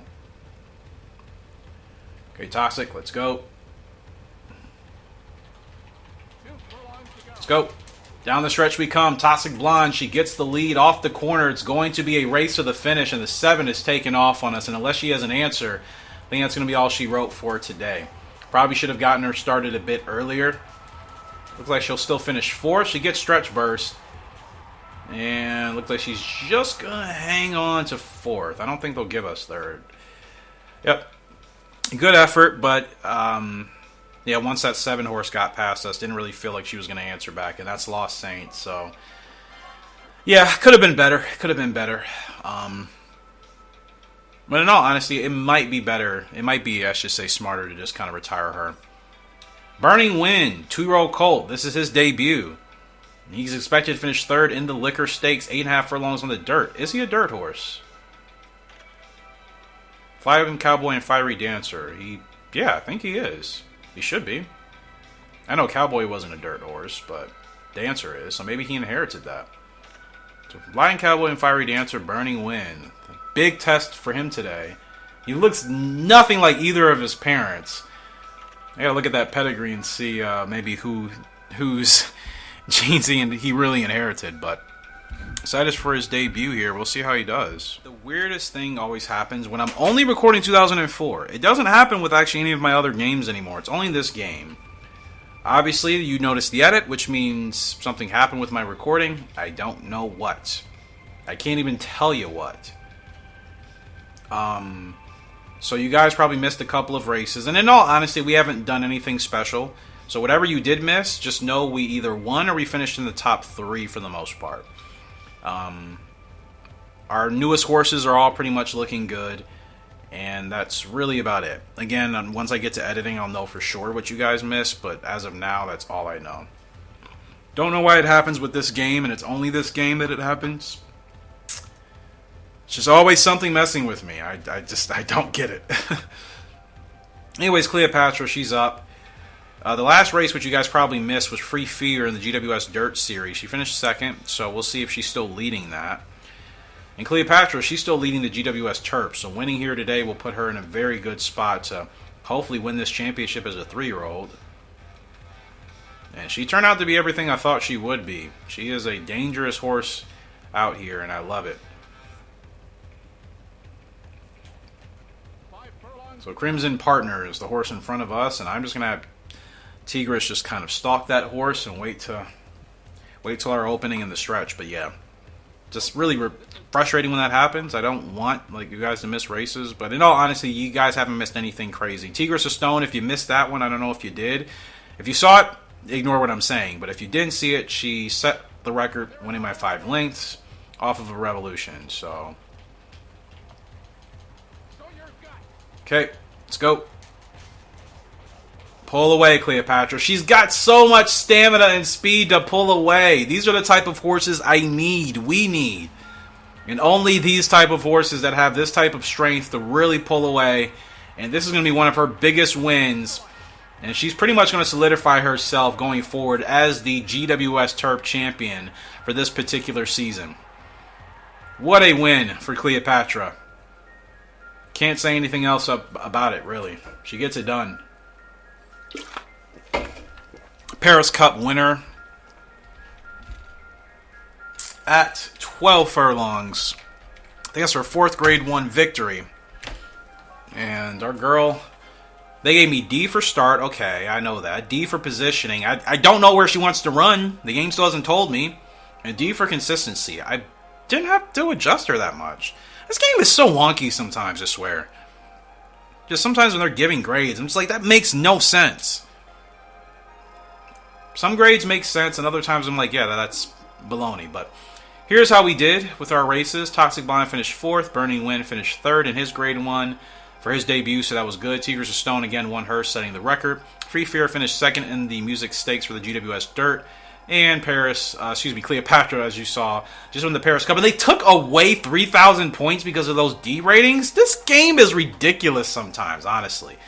Now, Galaxy Star, she's behind Sly Shark in the sprint, but that's okay. We haven't ran our race with her yet. Cleopatra, she's ahead by 12 points, and I don't think she's going to be challenged by anybody else. And Free Fear, she's still winning by 9 points. She still has a relatively comfortable lead. So we just need to get Galaxy Star back in first, and all 3 of the girls are going to be doing good. Now, we just did a lot of races. This should be a mid-champ title for Tigers of Stone, and it is. There you go, my girl. Tigers, doing great stuff. That's what we want to see, right? That's what we want to see. Alright, so we need to figure out what to do with Tigris. What other title do I chase? She still hasn't even gotten to GWS. I forgot I missed the window with her in that, and I guess I accepted that. But we at least got her 1 title. I still could race her now, but it's like, what other title is she close to? I could retire her early. Tigers of Stone. Let's see, she just won the mid-champ. She's kind of close to the... She has 2 wins at the Long Champ title, 2 wins for the sprinting title. Mile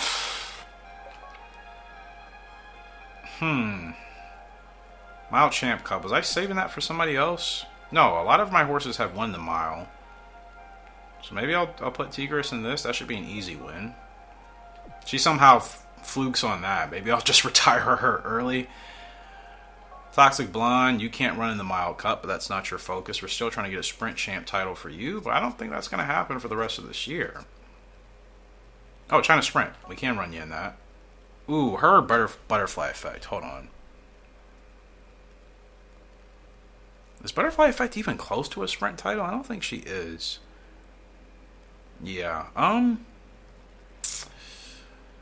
To be honest, I could retire Toxic Blonde now. Like, I know she's still fast enough to win. And, again, getting her that Sprint Champ title would be nice. But, you know what? How about this? Put her in the China Sprint. We're at the end of the year. If she wins that, I'll keep trying to get her the title next year. If she can't win it, then we'll go ahead and retire her. Probably retired... Well, Tigris, I don't know yet. Still on the fence. Tigris, I know, can still run for a while. But, I mean, she'll be 6 years old, and getting just an extra title, I don't think is really going to make a difference for breeding. Like, both her and Toxic have done exceptionally well, and I think we could retire them. So I'm going to give them 1 more race and see how I feel after that. Okay, Fairy Singer is good, I believe. Gemstone's good. Free Fear, she's still on her dirt campaign, and she's got to be ready to go again. World Classic Cup. This is going to be a big race for her. 10 furlongs. She should be able to get that win. Courtly Lark, I don't even know what I'm doing with you, bro. I'm retiring a lot of horses next year. I am. We have 6 horses hitting the track in year 35 of this game. So half the number of horses that are coming are the same number of horses that are going to have to be retired or let go, just to keep us on a good path. So Cleopatra, she's going to run the gauntlet again, and she's got to be back for the World Turf Cup because we can't miss any points. Granted, I could skip that race and just save her for the Continental, but this is the point of winning the GWS. It's going to be a tough stretch for everybody involved. And I'm just worried that missing that race could hurt her, right? Like, I'm worried if I don't put her in this World Turf Cup race and another horse wins, we'll have pressure on us to really win the Continental, which she'll be in the blue for that. And then the last race would be the China Cup. She'll still be in the green. So it's like, do I want her in the green for the rest of the season, or would I rather her have a chance? You know, it's like, or do I run her? You know, here's what I'm going to do.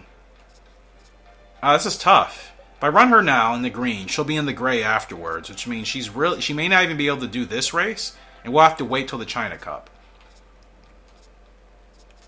So it's like, how well do I think she'll realistically do, you know, to win this race in the green? Or do I save her to be in the blue? It's a really tough decision.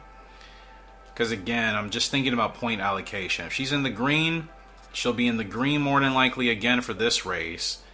And then it'll be the same thing for the China Cup. You know, her health isn't as good as the other horses, so it's really tough. Like, if I save her for this Continental, she'll be in the blue. I think we should win that race pretty handily. You know? So, you know what? Let me think. Who else could I put in that race? If I can put another equally talented horse in that race just to take points away from anybody else, that may be the way we block it. You know what I mean? I just need to have confidence that we can get that done without much interference. Like Irish Legend, I mean, I could put him in that race. No, he's already in the Prince. They want him in the Prince Cup, which... yeah, that makes sense. So, Prince Cup for you. Oh, you can't run it because somebody else is in there. That's a tough race. I don't know if he's capable of winning it like I would want him to. So, yeah, I mean, it's like with Cleopatra, it's a matter of deciding if I want to save her, and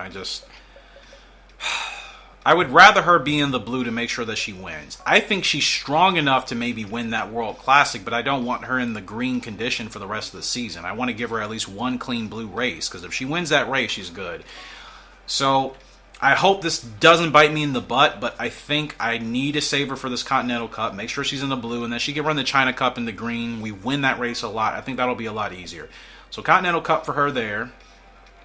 And I'm going to put Irish Legend in the World Classic. I know I should probably have it the other way around, but who knows? Maybe he'll do better than I realize. You know? 68 Stam, I mean, if I run him right, he can handle it. His speed is not that great. He's got the power, he's got the response and the feel. If I keep him comfortable, who knows, man? But we need to take points away. That's all I'm trying to do. Taking points away from any of the other horses that are in competition with Cleopatra, just to give her some time off. So Irish Legend has a big responsibility coming up. He's going to have to try to block as many competitive horses from getting points as possible. Not literally blocking them, but just, you know, I'm going to try to win that race with him. It's going to be a hard task, but winning that race or finishing third, I think, will help out a lot. Just to make sure anybody potentially that could be a problem for us doesn't end up becoming a problem, right? So Burning Wind, got to get you in the race. 68 speed. Who's you're from Fine Cowboy and Dancer. You should be faster than that. They want him in the Young Crown Cup. I don't even know if he's ready for that.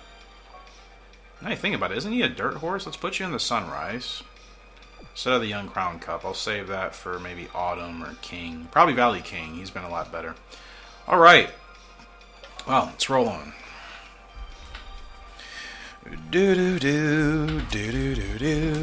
Hope you guys are enjoying. We're almost 2 hours in, I'd imagine. Butterfly Effect. She's up in the Aquarius 7 furlongs, and she's the long shot. Wow. Can't remember the last time she was expected to finish last. Her stats are significantly dropping. So she's done everything she's needed to do. This, I think, will be her last race. I know she's not a sprinter, but she's done well. Let's send her out with a bang. Let's send Butterfly Effect out with a bang. I considered racing her still until next year's breeding season, but am I going to win a title in those races? No. It's been a joy, Butterfly Effect. I think, hands down, you have been the best filly to mare we've ever had in any of our series on the channel since I've started uploading to YouTube. So she's not the end of the line as far as what we can achieve. She's really just the first major breaking point in the ceiling to finally getting that success in those horses I've been wanting since we've started this playthrough. I'm just glad to know we're finally getting there, you know. We're finally getting there, and it's been a blast, man. You know, we've had some ups and downs, some frustrating times, but it's been a blast. Now, Butterfly Effect, come on. Who are you? Empty Treaty. Oh, you're really trying to push us today. I don't like this. You know this is Butterfly Effect's last race, and you're trying to set a ridiculous pace. Screw you, buddy. Not a happy camper. I don't know how this is going to go. She's not even max stam because I couldn't get her to the front quick enough, and Empty Treaty wanted to run like 200 miles an hour. See if I can get her off the rough. She's got last corner leader, which is good. Give her a few love taps, and she's got too much stamina left to go. So let's see. Now, she's still competitive. Empty Treaty is going to go by us. I definitely should have started her much earlier, but this is the greatness of Butterfly Effect. Not even supposed to finish anywhere near the top 5, and she's still sitting 3rd. May finish 4th, still 3rd, still 3rd, still 3rd. It may have just... No, finished 3rd. She's supposed to finish in last place, people. This game doesn't know what it's talking about half the time. They rely too much on their data and their analytics instead of looking at what's actually happening in the game. Double S on the spurt. Awesome way to send out Butterfly Effect. I think we all should be excited for the foals we're going to get from her. Right? Starting next year. We can breed her with Formal Opera. Gosh, there's so much. So much. I'm going to have to do this off screen, obviously. Deciding who to breed with who, because we're getting these horses because I'm taking time to actually figure it out. Again, I've developed a algorithm in my Google Docs or Google spreadsheets, essentially, that does kind of compute for me the best possible breeding pair. Butterfly Effect, you amazing gal. Let's go ahead and get the stats. She's going into the Hall of Fame, of course. And, yeah, man, just absolutely so happy with what she's been able to do for us. So just going to make sure I get a snapshot of that. We'll retire her, make sure I save her as an original to use as some stuff. So 17 grade 1 wins for Butterfly Effect, 25 wins out of 35 starts. And as you can see, 6 titles. And important ones. Horse of the Year, Another World, GWS Turf, All-Rounder. Yeah, Butterfly Effect was awesome, man. Go ahead and save ya. And get ready for your new life as a broodmare.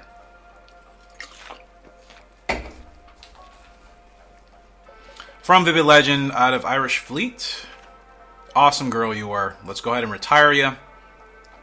Into the Hall of Fame you go. Here's the first sheet. Our first original into the Hall of Fame was Chasing Hearts. Our second original was Moonbee. And that's it. So Butterfly Effect is going to be our 3rd original in our Hall of Fame. And out of all the girls, she's definitely been the best. Chasing Hearts obviously was a huge moment because it was our first original to get into the Hall of Fame. And the fact that it was a filly and how she fought well above her means, that was awesome. Butterfly Effect, you go there. And we will be replacing... I just put Black Ruby in there. Who's been here for a while? Wow, Lee's Gold is still here. Gemstone's 13. Wow. So yeah, some of these girls are getting up there in age. I think I'm going to replace Fiery Dancer. I don't think we're going to get much from her, so... Double S! Ah! My first Double S original. Finally, for breeding. None of our originals, Philly or Colt-wise, have gotten Double S. I told you guys from the first time she hit the track, she was going to be the real deal. I felt it. I was that in tune with her, and I named her what I named her for a reason. Very close, personal, whatever I'm trying to say. But bottom line is, I'm just... Double S, that's freaking sweet, man. Finally we have gotten to this point in this game where we are not a laughing stock anymore. You know? Where are you? There she is. I mean, not a bad grade. C for heart, A's on everything else, double S for the eval, A for the classification. Yeah, we don't have anybody with S or double S. We just have A's. The fact that she's a double S back here and the only double S broodmare, that is fantastic, man. Normal growth type. We know the horse is going to be better after that point. So for this upcoming breeding season, as far as the foals that'll be born, we'll have a Chasing Hearts and He's Stargazing foal. No crossbreeding with that one? I guess not. Okay. So Chasing starts and He's Stargazing. That'll be his first foal. Formal Opera, his first... I think his first foals will be hitting the track. Or at least be born. Formal Opera and Lee's Gold, that should be strong. Opera and Gemstone, again, another good pairing. Irish Wheat and Long Live Bolero... randomized. I don't know how that's really going to turn out. In fact, I might do a Butterfly Effect and Long Live Bolero as well. For next year. In fact, I definitely want to pair those two together. Just to make sure we continue the Bolero bloodline and we get a decent horse from it. I forgot. She can only do one, though. Is that really worth it? Breeding her with Long Live Bolero to try to get a really solid dirt horse from him? Golden Boy is worth 30. Golden Boy is the most expensive stud back here. I don't even know how that happened. Like, he did well, don't get me wrong, but I don't think he achieved as much as Stargazing or Opera or Diamond Plan, and he's worth more than all of them. I'm going to hold off on her breeding. I don't know what I want to do with her yet, or with Black Ruby. This is what I mean. Like, I would love to do Long Live Bolero, just to get 2 horses from him, and then we could replace him, right? Yeah, it would feel kind of weird holding Butterfly Effect off for like a year, but I still think the horse would be decent. In fact, let me check right quick. Yeah, Golden Boy, why are you rated so highly? Oh, double S stamina and power. I forgot about that. Gosh, him and Butterfly Effect would really make the most sense, but kind of inbreeding, I should say. I think I said crossbreeding earlier, inbreeding. They both have Western Tiger. I'm so skeptical about inbreeding. I know some people have had success with it, and some people says it's messed up their horses. I'm not willing to take the chance. I think what I've done so far has worked. Butterfly Effect and Diamond Plan would obviously make the most sense to get a super horse. Vivid Legend could be nice. Blues Breeze, I'm kind of over him. Bolero would be nice for just... Bolero could be decent. I mean, it's not going to be as tough of a horse as we can get. Golden Boy is going to be inbreeding. Moonbee is still here. Stargazing, he's still there, but inbreeding with him and then Formal Opera. It's either going to be Diamond Plan or Long Live Bolero. I really think I want to do one with Long Live Bolero. What have I said about this pedigree for a while since it's kind of struggled? I'm like, it just needs a strong broodmare. Butterfly Effect is, without a doubt, the strongest broodmare in this entire family tree. She's stronger than Suave Buster, way stronger than Night Breeze, 3-5 times is that, and she's stronger than Scubbit by a lot. So I think unless I change my mind, I'm actually going to do Butterfly Effect and Long Live Bolero, because that horse is important to this channel. I know I'm not the only one that wants to see another great Bolero horse return, because it's been ages, really. Long Live Bolero was the best of his pedigree, and his sons have not quite hit his level yet. So I think with Butterfly Effect, working with Long Live Bolero, I think that could finally get that horse and that pedigree over the hump, you know? Philly or Colt. Philly would be really nice and different. Doesn't think they're compatible. I'm going to set it up, and I'm going to make sure I just save before next year's breeding anyways. So that's what we'll do, and then Black Ruby will figure her stuff out as well. Let's look at the foals, and then I'll probably cut this recording. So, 1-year-old will be hitting the track next year. Shallow Light. She's, well, are all these fillies, or is it just a mix? Okay, it's a mix. Shallow Light. Beautiful filly here. She is from General Reason out of Irish Fleet. She's not looking crazy special or anything. I think she'll be fun to ride. Obviously, she's a personal horse for me. She looks awesome, so I hope that she's good enough to retire as a broodmare. That's really my only hope. So I'm going to make sure I'm active with her early and try to get her a title or a GWS, whichever is easier. Next, we have Jadiance Champion from Diamond Plan and Lee's Gold. This horse should be awesome. 5-star future, 5-star flex. And to me, that's all that really matters. Look at the pedigree.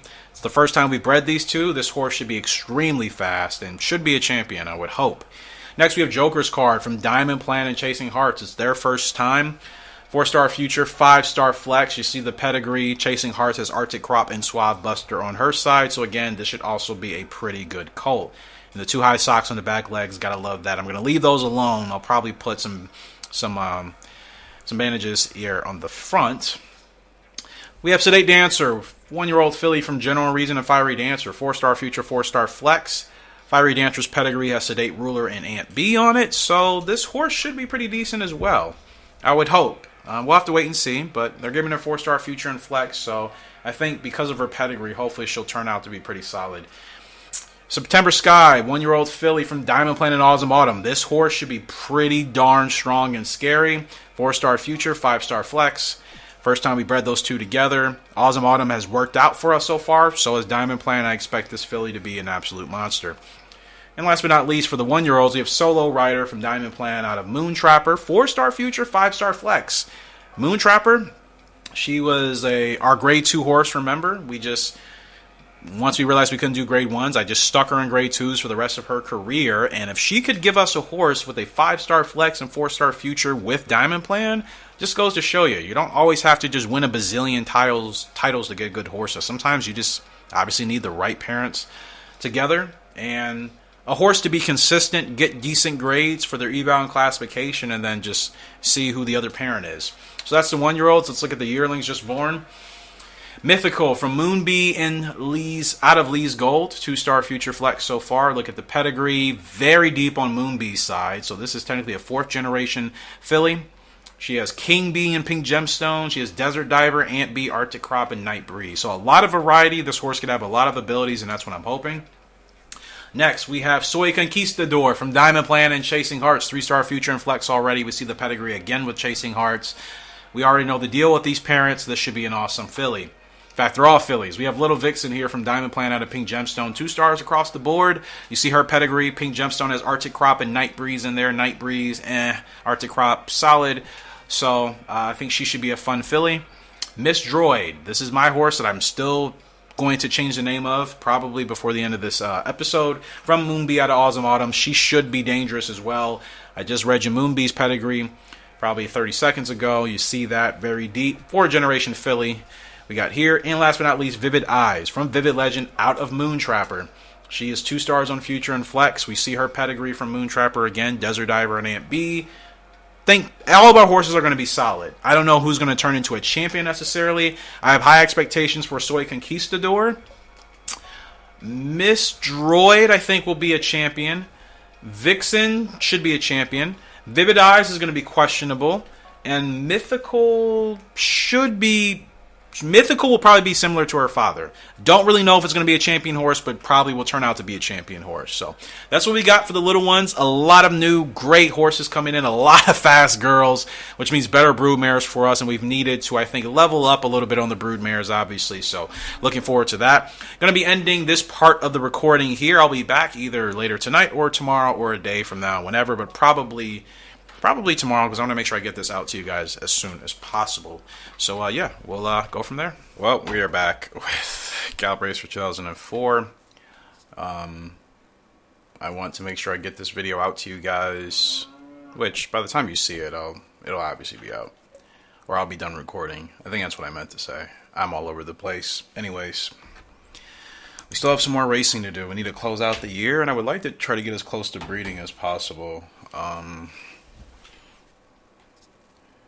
So we're up with Real Happy in the Princess Cup. This is her chance to win her, let's see, Real Happy.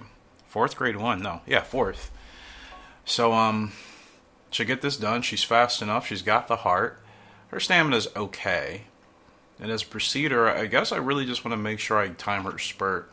It's the only thing I've noticed I kind of sometimes struggle with in regards to procedures. Like, depending on if they have the stamina, and sometimes they don't, I miss the window, right? Sometimes of timing their spurts, and therefore we end up losing or getting caught at the last minute, whatever the case. It only happens kind of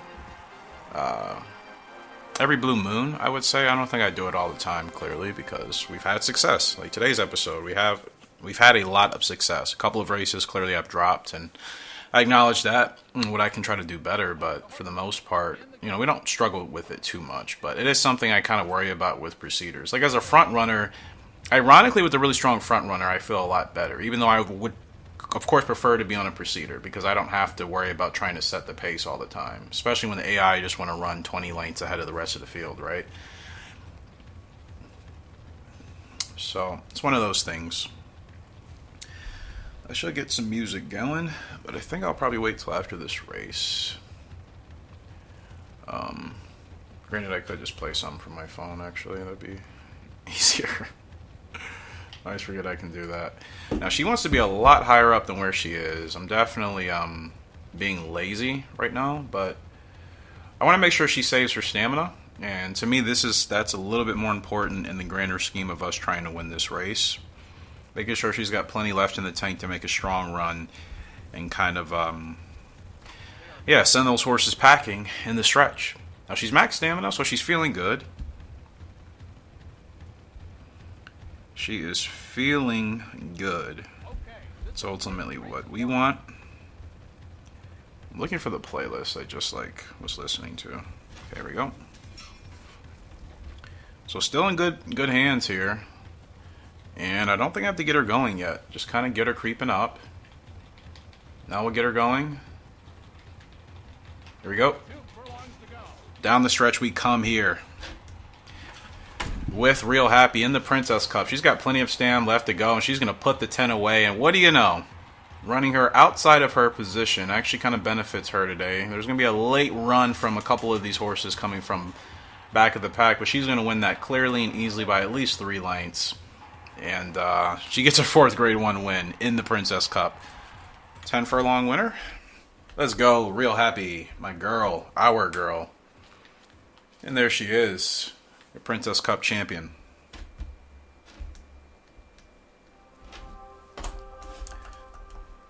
All right. Oh, 5-length winner. Yep, we'll take it. Just another example of you don't have to have your horse in the exact leg type. Like, it gets so annoying sometimes when I do come across a comment, the reason I lost the race is because the horse was out of position. It's like, bro, it's a video game. You don't have to play it exactly as the manual says. You can improvise. Like, oh my gosh. Makes me, like, happy I play the way I play. I couldn't imagine playing a game in such, like, a strict way of just listening to exactly what the game says. Like, that's depressing, because I like having control in my video games. If I just want to play it exactly how the game is telling me to, well, I'll just watch somebody else play it at that point. Corley Lark, we haven't raced with this dude in, like, forever. He's up in the England Stakes. He doesn't have a title. I don't really want a title chase with him next year. I'm not even going to lie. He's 5 years old. He's about to be 6. His stats have dropped. Yeah, I don't really want a title chase with him. He's kind of a horse I just want to retire and see where he ends up. You know what I mean?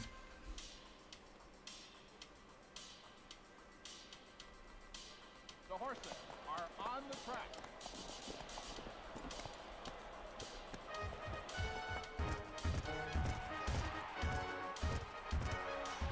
So yeah, we'll see how this goes.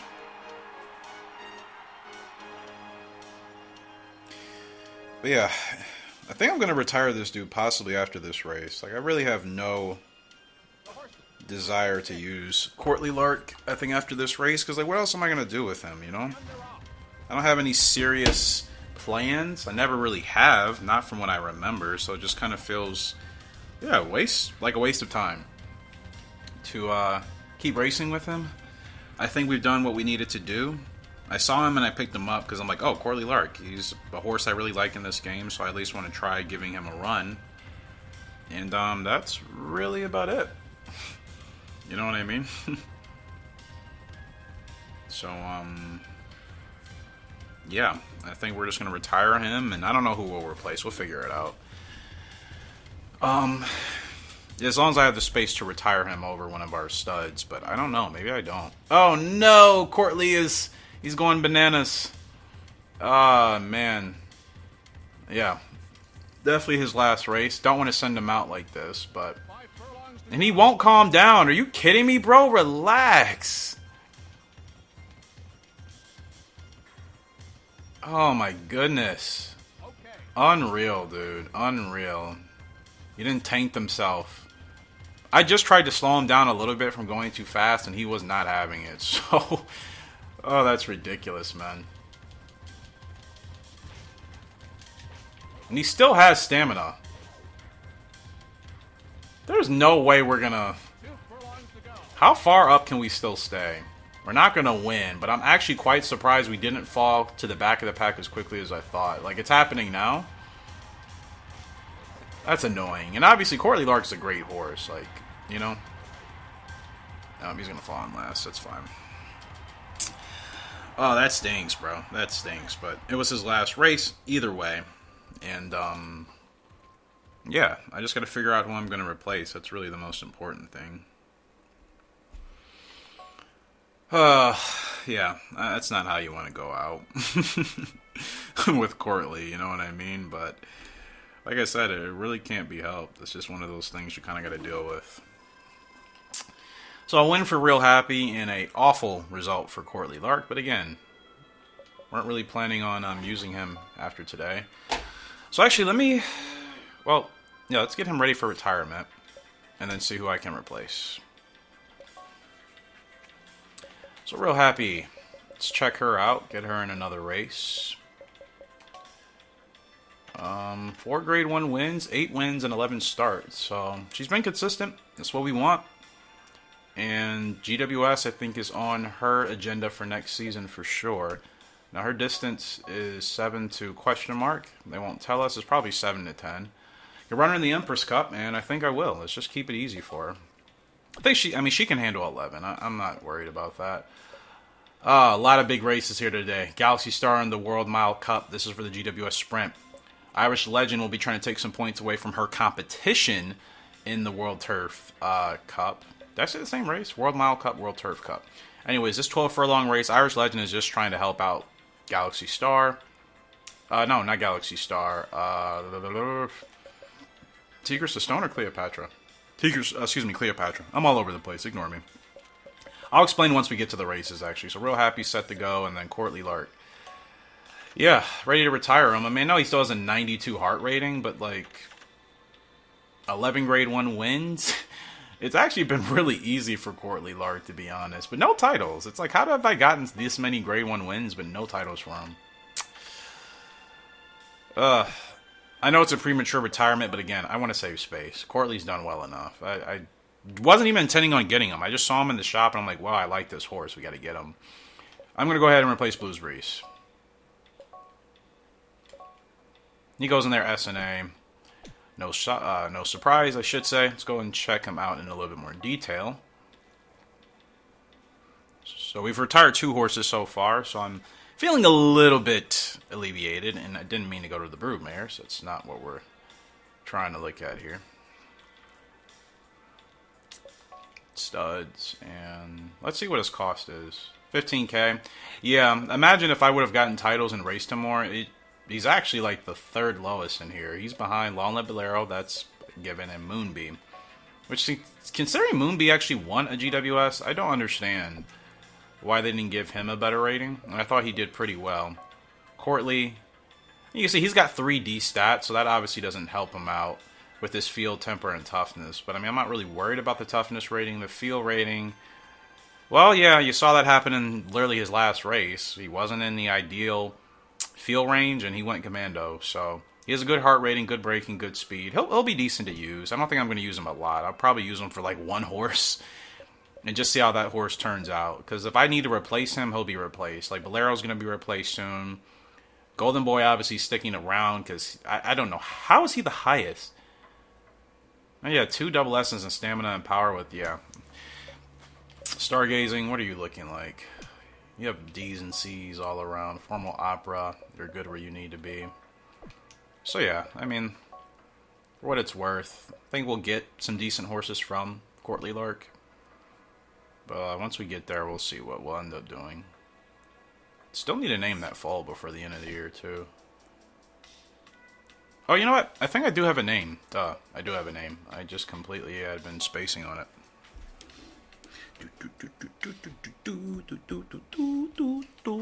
Okay.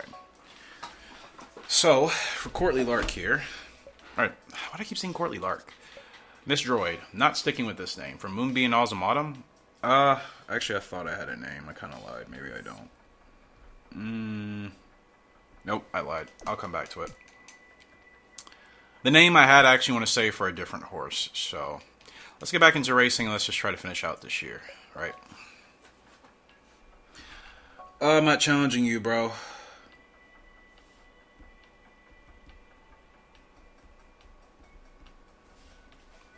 Alright.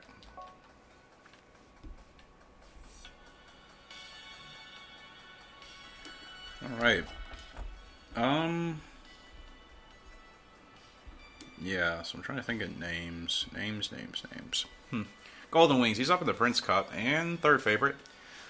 Who's supposed to win today? Fast Navy? Gonna be a tough horse to beat, bro. And Uncle Larry's here as well. It's a good horse. 3-year-old colt's running 15 furlongs. Fast Navy certainly got the endurance. Golden Wings, not so much. But let's go look at Fast Navy's endurance. 81. Uncle Larry has 77. Yeah, we got our work cut out for us. So, fortunately with Golden Wings, though, I can really have him sitting quite far off the pace. And I can have him just try to save as much ground as possible. And that's exactly what I'm going to do. So, let's see how he rocks and rolls with this particular race here. Actually, I think I do have a name for that filly. It's going to be the genre of this music. I'm going to keep it simple. I feel like I was overthinking it. And I don't want to do that, so. Alright, Golden Wings, you got a long way to go, brother. Let's see what you can do. Let's see what you can do! 'Cause you can do it! So it's a good start here for Golden Wings, but he doesn't need to be anywhere near the front, so I'm just kind of going to have him just drop back. I'll keep him outside here. Drop back, drop back, drop back. Cool. Now I'm going to move him in. Now, Fast Navy is number 4, I think. No. Number 5? Yeah, okay. So there's Fast Navy. I know he doesn't want to run as a closer. I'm going to run him as a closer, though, because we need stamina today. He's outclassed by at least 18 points in stamina. That's a lot, man. That's a lot. 63 to 81 stamina. That difference, that's big. So I need to keep him back here as long as possible. I don't care if we don't get a revolution. That's not really the point. I just want to make sure he has enough left in the tank to really give a strong run. Because the thing is, if Fast Navy gets blocked, which that horse just moved to the inside rail right now. If Fast Navy gets blocked, we'll just have to worry about Uncle Larry, who's also back here right in front of me, actually. And we actually get a 7. Guys, look at my leg type. I know it gets annoying to say this, but new people come into the channel every blue moon and they just don't understand how I play the game. Look at my leg type. What's really important is the feel, man. Your positioning does matter, but it's not as important as getting your horse in a good feel and rhythm. That's ultimately what, to me, is going to dictate, you know, your success at the end of the race. So, Golden Wings, he says, I don't have to be ahead of a horse or two. I don't have to be in the middle of the pack. I can be at the back as long as I'm in a good feel. And we're running him very lightly here. I'm going to get him moving at around 5.5 furlongs.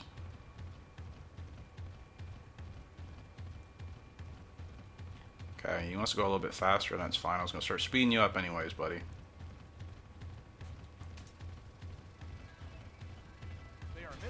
I knew we were going to lose that 7, but I got to make sure I get him moving up now. See, now we can kind of creep up. Now we can creep up. Both Uncle Larry and Fast Navy are going to have to come from a long way back, bro. So that could work out in our favor. If I just get Golden Wings up at the right time. Now I got to get him going. You're trying to block me. Screw that. Got to push, got to push, got to push. Fast Navy's running with us too. Okay, let's see if he makes it work. Down the stretch we come with Golden Wings. Fast Navy's rolling up on us. Uncle Larry, he's still back in traffic.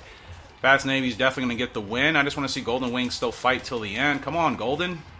Nah, he's struggling. This 15 was too much for him. Way too much. I tried running him to the best of my ability, and golly. How are we supposed to finish third? I know I had to run him a little bit hard, around 3.5 furlongs to get him up to the front, but 63 stam, 15 furlongs. I just don't think he's built for that. I was hoping he would be, but man. Unbelievable. Like, if I win that race, they're giving me different grades, so that's a little bit annoying, I'm not going to lie. I tried it with him, and he's 10 to 13, not 15, so that was asking him too much, an extra 2 furlongs. I think if that was 13 furlongs, he wouldn't have tired out. That's a whole 2 furlongs shorter, and he would have been in the mix, so.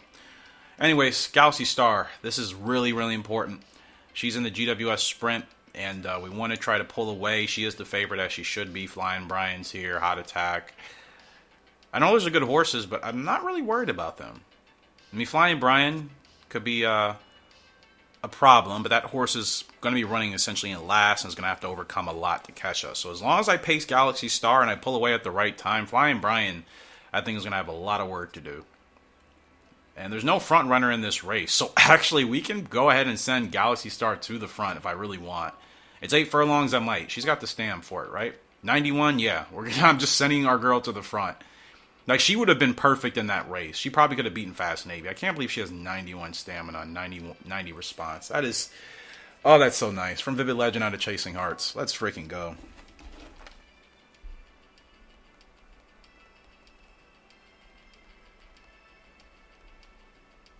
The horses are on the track.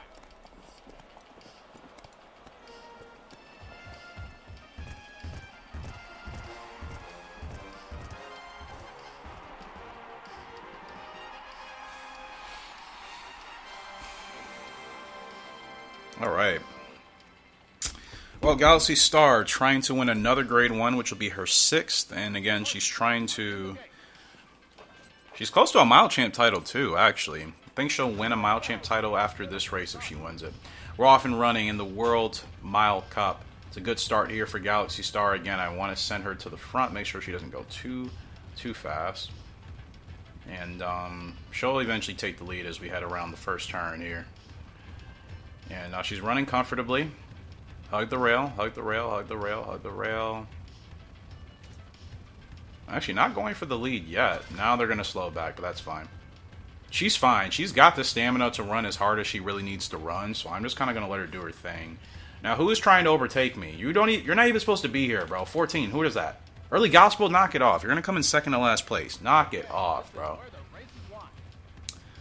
Max, look at, she's Max Stam all the way at the top. This is her race to win, man. Ah, man. We're just getting better and better horses. Revolution coming as well. We're going to continue to hug the rail. Continue to hug. Don't really have to do much else with her. Now we can send her on the go.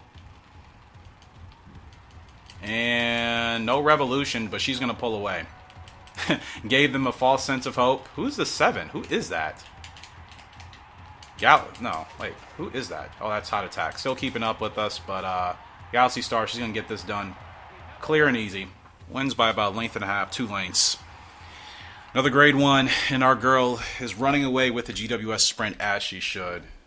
Yes! Galaxy Star, the real deal here. Another real deal. We go from Butterfly Effect to Galaxy Star. Beautiful shot again. She's your World Mile Cup champion. And she's having a heck of a year. I wonder if she'll get Horse of the Year. I never know with this game, but she wins by 2 lengths. Good race. What else can we say, right? What else can we say? It's exactly what we want. A win. And actually, we're on to the next GWS race. This is GWS Dirt territory with Free Fear. She's in the lead by 9 points. I forgot who her rival is. I don't even know if that horse is Empty Mind. No. I don't remember who's second to her in the championship. Whoever they are, I don't think they're expected to finish in the top 3, which... Petite Ridge, though, good horse. Awful Factor. I feel like I've recognized that horse, but like that horse doesn't...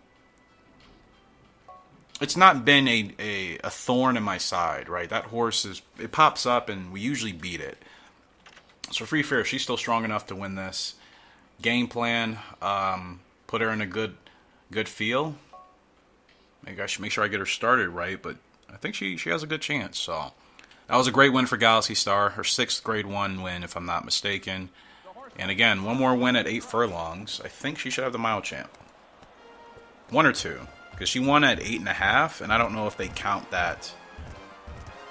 I don't know if they consider that a G1 or not. I mean, I don't know if they consider that a Mile Cup Grade 1. So, we'll see. Either way, it's 1 to 2 more tops, and I mean, she'll get that easily. So I'm not worried.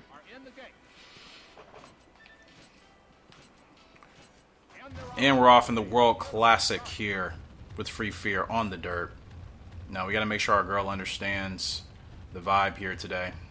This track is huge. Now that I'm really looking at it, I race on these tracks so much, sometimes I don't truly pay attention, but this track is actually kind of huge, man.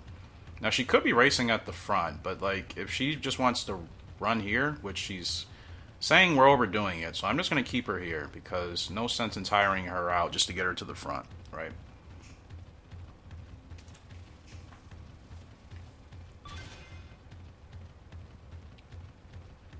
So, she gets a 7. She's comfortable. That's good. Apologize if I feel like I have low energy. I'm just tired. It's been a long week. But, yeah, I'm happy we're making good progress, man. We're making good progress. We got better horses on the way. like I said, we are going to have to be a little bit more picky and choosy about who we do like the big goals with, and what other horses we'll just kind of race until, you know, we're just kind of like, okay, they've put in, you know, their work, and we'll just let them go or retire them, whatever the case. So looking good here for Free Fear, looking really good.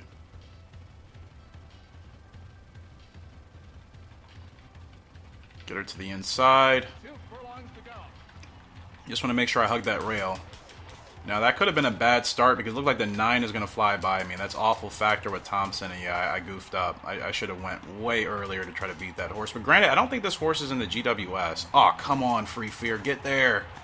Get there. We need second place. We need second place. Gosh, I think she got third, bro. Ah.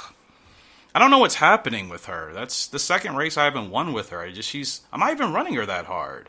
Oh, it has not been a great time recording this special. You guys missed a great win from Irish Legend. He ended up winning the World Turf Cup at 12 furlongs, and yeah, he put himself third in the championship behind Galaxy Star, which I'll have to update you guys. It's I don't know. It's demoralizing to record like this game when like it's only this game that I have issues with like my settings or like my audio and video like doing weird things. It doesn't happen with any other game I record. Only 2004. I don't understand it. I really don't. Vivid Gemstones up in King Cup Autumn, looking for him a mid-champ title. I hate that you guys have missed some cool stuff in this episode. It's not the point, but it's like I've already recorded over 2 hours worth, so it's not like I'm redoing it, and I wouldn't dare not upload what I've already done. And it just, I don't know why it only happens with this game. It's really frustrating. So you know, my goal is just to get through this year, and that's probably where we'll end it. Not exactly how I wanted it to go. Obviously, I wanted this to be, you know, something that was special and fluid, which at the end of the day, you know, you guys have shown your support for the videos, for the channel over the years, and whenever you've subscribed, even if it's been this year, you guys have shown your support, and I just want to just reiterate that that's what is really really important, just that you guys have shown the support and have been awesome on the videos and the content. So that's the main thing, and I like to make sure I'm obviously giving you guys back the amount of content that you enjoy. So I apologize that today has been a little bit of a hiccup with my recording. Again, it's only this game these things happen. It's so frustrating. It doesn't happen with 2003 or 2001. Like none of the other games. Only this one do I end up getting into recording issues. Nothing changes. I just pop in the 2004 disc. So I don't know. Like I said, it's definitely demoralizing in regards to like recording longer sessions. If like, you know, and the thing is, my capture software just kind of stops. Sometimes it'll show that it's still recording, but then when I go and check the video, like there's no video there, you know. So like I don't even know when. Gosh, and are they just gonna be running across the? What is this? Give me a gap, bro. You have a long way to go with Vivid Gemstone. I'm kind of distracted, to be honest, so we're probably... I mean, if we win this race, that'd be incredible, but... Oh, man, that's just... That really just kind of threw me off. Like, you guys missed an awesome couple of races, really, and especially the Irish Legend one, and it's just like... There's something wanting me not to record 2004. Man, that sucks. I was completely distracted in that race, so... Oh, it is what it is, it is what it is.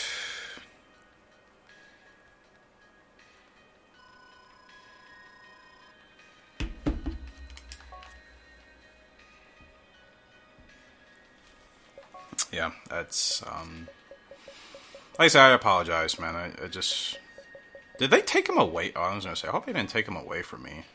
Forget I have to deal with that in this game too. Yeah, that stinks, bro. At least he'll be ready to run again immediately. So I want to try him out whenever, but there's like no grade 1s for him. No noteworthy grade 1s. Winter GP, but like, what is the point in running him in that? I guess he'll be done. Vivid Gemstone for the year. Yeah, I'm gonna give him a layoff too. I mean, it's just like there's no race for them to run in. There's no sense in like forcing them into a race. We know what they're capable of, right? Can't even put them in a grade 2. I'll have a handicap. Same thing with the grade. I mean, I did the same thing. I have to put him in a race at some time. He'll run a grade 3 probably.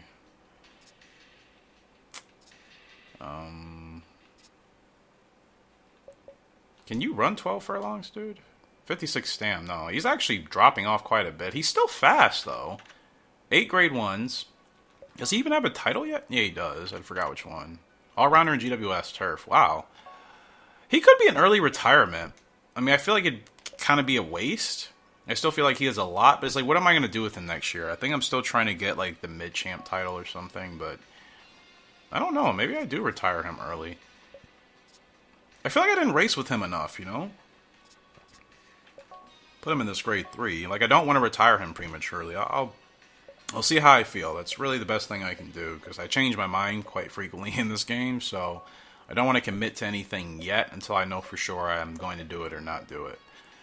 But I'll probably retire him soon as well. I just don't know who will replace in the barn. In fact, I need to look at that now, but let's see. Because, like, we still have to wait till breeding next year. Because then I'll be able to move out Long Live Bolero. That's really it. I don't want to move anybody. I just put Courtly Lark here. Vivid Legend has been great for us. But to be honest, I feel like we've gotten enough horses from Vivid Legend, right? Diamond Plan, I'm not sure how he'll turn out. Golden Boy, I don't know. Moonbee, same thing. Like, have we gotten any horses from Moonbee yet? Not really. Let me check. Maybe I'll replace Moonbee. Let's see if we at least have a foal from Moonbee. So none of the 1-year-olds. What about the yearlings? Okay, we did get 2 from Moonbee, so I feel comfortable letting him go now. Okay. Let's go ahead and rename Miss Android. I'm going to call her Miss... there it is right there. So yeah, I think we'll just replace Moonbee with Gemstone. We got 2 foals out of Moonbee. But I would hate to figure out that Moonbee is like secretly like a really strong, you know, stud and then he's gone. But I don't really have a choice. We just kind of got to make space when we do. And in fact, Miss Vaporwave, that looks weird without the dots. So let me put that in there.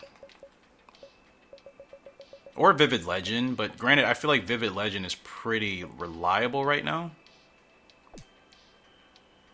Can you do a period and then a space, actually? Ugh, it's taking so much time, I'm sorry. It's the thing, we still have horses we need to try, and until I get those horses done, I don't really want to, obviously, get rid of them prematurely. But again, we're getting 2 foals out of Moonbee. Again, it would stink, like, to find out that he's actually a really strong stud and then I have him removed. That would kind of be my luck, but I mean, you can't really know. Like, that's the thing. You have to take a gamble sometimes, literally. You don't know exactly which horses and which studs and parents are going to be giving you the champion horses that you want and which ones are kind of going to flop. Like, Bolero will be gone. Courtly Lark's not going to be here long. Moonbee will be gone. That's really it. Stargazing, Opera, Golden Boy, and Diamond Plan, those are the 4 I really want to keep, right? So the 4 we'll be replacing will be Legend, Lark, Bolero, and then Moonbee. And I think the first one to replace will be Moonbee since we've gotten a couple foals out of him. Vivid Legend, he'll be next up as well. Because, like, I'm looking at Moon, what do I really want for him? Normal growth type, okay. Response is D, feel is D, temper is E. Speed is S, stamina is B. You know, like, comparing that to Vivid Legend, S speed, S stamina, that's what's really important. So we've gotten our foals from Moonbee, and I'll decide if I really want to retire Gemstone probably by the end of the year. But let's see how we finish out.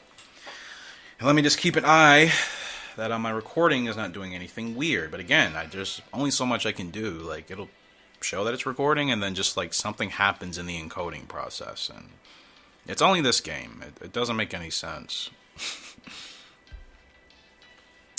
We're up at Flying Autumn in a grade 3, expected to finish 13th. Is this her debut? No. And she is from Autumn Awesome and Blues Breeze. 37 temper. Front runner. No idea what she's going to be like, so we'll kind of stay on our P's and Q's with her. The horses are in the gate.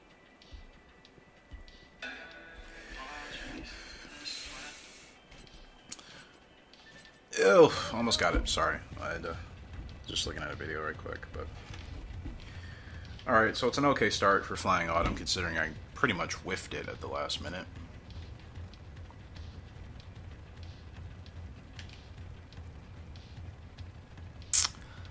Yeah, so I don't know what to do with 2004 going forward until I get my new capture software. I don't want to like be paranoid every time I record that something's not going to record, and then half the videos are just going to be, you know, missing parts. Like I don't want to do that, so I'm trying to figure out what to do until I get my new capture software, obviously, because keep in mind I haven't. Like, gosh, her stamina's so low. I hope she's a late growth type, bro. I really do.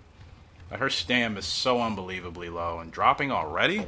She is supposed to finish 13th, though. I almost forgot. So, okay, let's see how she fights till the end. And she's going to get passed by a lot of horses, but we just need to beat one to hit our goal, and she's going to do that quite clearly.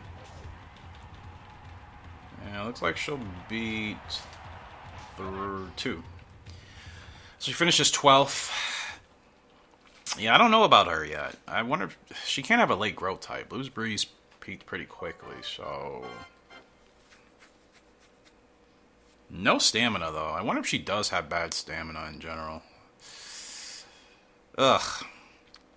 She's certainly not going to be like the other horses we have. I don't feel it. There's no speed there, no stamina. She's got heart, I think. 13 feel? Oh, I lied. Look at that chart. It's all the way at the bottom. She's a late developing horse. Am I even going to be able to keep her that long? Like, look at the chart in the bottom right. Or, excuse me. Sorry, guys. Or, yeah, bottom right. You might not be able to see it, but just a little bit where the blue starts. I would say go up like 2 notches from the bottom. That's where it's starting, which means she's not even close. Wow. Well, if that's the case, I'm going to race her sparingly because there's no sense to race her too much considering that she's at 9 furlongs. Wait, if that's her minimum starting point, that means she will have endurance. Well, I take back saying I don't, well, you know, I wasn't lying. I don't sense any speed or anything now, but I didn't realize, like, she's a super late developing horse. I need to try to put her in races that'll be easier for her to win. I think an 8 furlong open against the fillies probably fit that, but man, how does she inherit a growth type like that? It's late. It's not even like sustained. That's like a late growth type. How on earth does she inherit that? And from who? I mean, both of the horses, both of her parents are, you know, in-game horses. They're not originals that we've created. So, like, I don't know who their pedigree is, but man. Valley King, switching gears, he's up in a grade 2. Expected to finish 6th. Mr. King from Vivid Legend and Chasing Hearts, he has 91 response. His bar is low too. Interesting. So this crop of 2-year-olds seem to have more later growth types. I'm kind of surprised. I'm not mad at it, but yeah, I guess I'm surprised. Like, man, our horses are all over the place. It's like, how have some of them inherited the normal growth types of their parents, and the others have inherited growth types that have nothing to do with their parents? Feels like a little bit of RNG in there or something. I don't know. Anyways, we're off of Valley King in the grade 2. That's a good thing and a bad thing. It's a good thing because we have time to develop, but it's a bad thing because it means we'll probably have a lot of horses at some point. And obviously, if these horses are still doing well, I'm not going to give up on them. You know? It all depends on how well they do over the years. Like, didn't mean to bump. I've been doing that a lot lately. It's a little bit, it's easier to do it in this game than in 2003. But yeah, I'm just surprised. Valley King and his stablemate, Flying Autumn, both have late growth types, which means we're not going to see them probably really show who they are until they're 4 years old at the earliest. Don't block me, bro. Move, move. I tried to move. Why didn't... Oh my gosh, bro. 2004 drives me nuts sometimes. I tried to move and it just would not happen. Like, what the F? And that messed up our momentum. Now, we still have a chance to win this race. So it's going to be asking a lot. Come on, Valley. Run him down, brother. You got it. This is going to be close. Are we going to get there in time? Nope. Why? This episode has been a mix of happiness and, like, frustration because, like, I'm just dealing with just unforeseen circumstances. Capture not working. Working? Yeah, there we go. Horses moving themselves right into my gap again. Like, it had been a while before we had experienced that, and now I feel like it's happening again, which is driving me nuts. It also is probably a result of me playing with a pretty old controller that I need to replace, and I still haven't done that because I just procrastinate. That could have been a win, bro. What the F? It's just, anyways, real happy. She's up in the Empress Cup, second favorite. Let's just get to the race. I'm not in the mood for all the extras right now because, like, this game is giving me a hard time. And I don't want to have a hard time right now. I'm all for challenges. I'm not for, like, annoyingly stupid things that, like, don't make it fun. And I feel like it only happens in 2004. You guys don't hear me go on these, like, tirades in, like, any other Gallop Racer game. I swear it's only this game that it frustrates me. And I don't know why. Like, we're having success. We have our best horses out of any Gallop Racer game in the series on this channel. We are officially our strongest now in this game. And it's like, I still get frustrated. Didn't mean to hit that so early. Golly. Yeah, it's... I just want to get through the end of this year, to be honest with you. That way the next episode, whenever I do that, I can start cleanly. And hopefully have the new capture software by then. But, yeah, I don't know, man. It's been weird.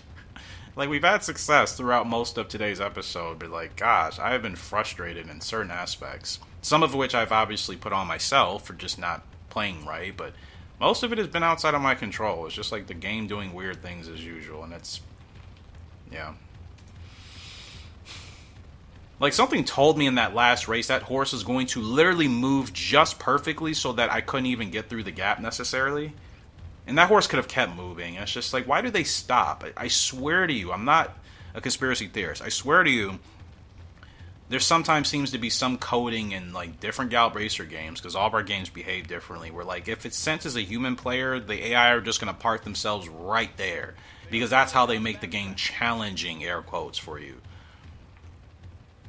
Like, yeah, I know I can try to maneuver around and stuff, but it's so ridiculous, because in modern day horse racing terms, all of these AI jockeys would be disqualified for blocking me, you know? They would all have inquiries, they would all be disqualified for moving literally right in my way, you know, and upsetting my horse in deep stretch. Like, what? Okay, you're actually moving out, finally, so gotta get going now. We have plenty of stamina, and we should take off. Nah, we're gonna run these horses down. I'm not worried. I'm not worried. Real happy. She's a real girl. Real thoroughbred here. And she didn't get past this 10, who's still giving us a good fight, but I'm not worried. And real happy she gets it done. I'm not gonna lie, I thought that horse was just gonna stay in the lane that it was in and not actually move away from us. I'm like, yep, that would be my luck, bro. It's another grade 1 for real happy. 11 furlongs. Our girl is halfway there to a mid-champ title. Let's freaking go, man. Real happy, doing really good things. So happy. Quite literally so happy. At least with her performance and how she's been doing. Double S on the spurt, we'll take it. Yeah, let's just get through the end of this year. Let's get through the end of this year and ultimately see what we have to look forward to next year, because next year is going to be a really big year. 6 foals hitting the track, or 6 yearlings hitting the track, 3 colts, 3 fillies. Should be fun. Okay, Who did I just race with? Real happy. Yep, 5 grade 1s. 2 back-to-back. And I want her in a grade 6, a grade 2 at 6 furlongs to close the year. I'm not really feeling it, so... To be honest, I'm probably just going to give her a layoff until next year. I'm going to do that with a lot of these horses. Like, if there's not an ideal race to put them in, I just don't really have the energy to put them in a race right now. I'll run her in a grade 3. Impost. Seriously? Okay, so no grade 3s for her. We'll have to wait till she can dabble in a grade 2. And here's one. Alright. Yeah, super late developing is Flying Autumn and Valley King. Burning Wind, you see his line is all the way at the top. That little, you can barely see it, the blue at the top of his chart in the bottom. He's going to peak soon. These two, though, especially Flying Autumn, man, she has a long, long way to go. I hope she's worth it, and I hope we don't lose her in time before she hits her peak. So we're cutting down on our horses. I feel better about that. Gosh, do I have a race every week in this game? I feel like I haven't even clicked next week, you know? In forever. Tigris of Stone, she's up in the Mile Champ Cup. And I think we're still trying to get her the Mile Champ title, which it should be close. Where is she at? Let's see. That kind of scared me. My phone just went off. No, she's not even close to a Mile Champ title. She's 5?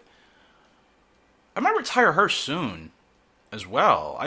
There's so many horses we have that I feel like if I continue to race them, we're not going to achieve much more with them.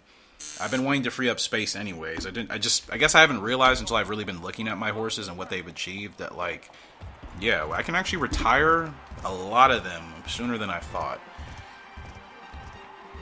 And especially because, like, Tigris, I still feel like she's, like, 4 years old, but, like, she's 5, about to be 6, you know? Doesn't feel like we've been racing her that long. I know I said that earlier in the episode, but it's just like, man, the time has flown with her. It's been fun. It's been great. She's gotten 10 grade 1 wins, so double dipping. Good stuff for her. She's off. Now, if she wins this race, I think I got to keep her rolling, just try to get that Mile Champ title.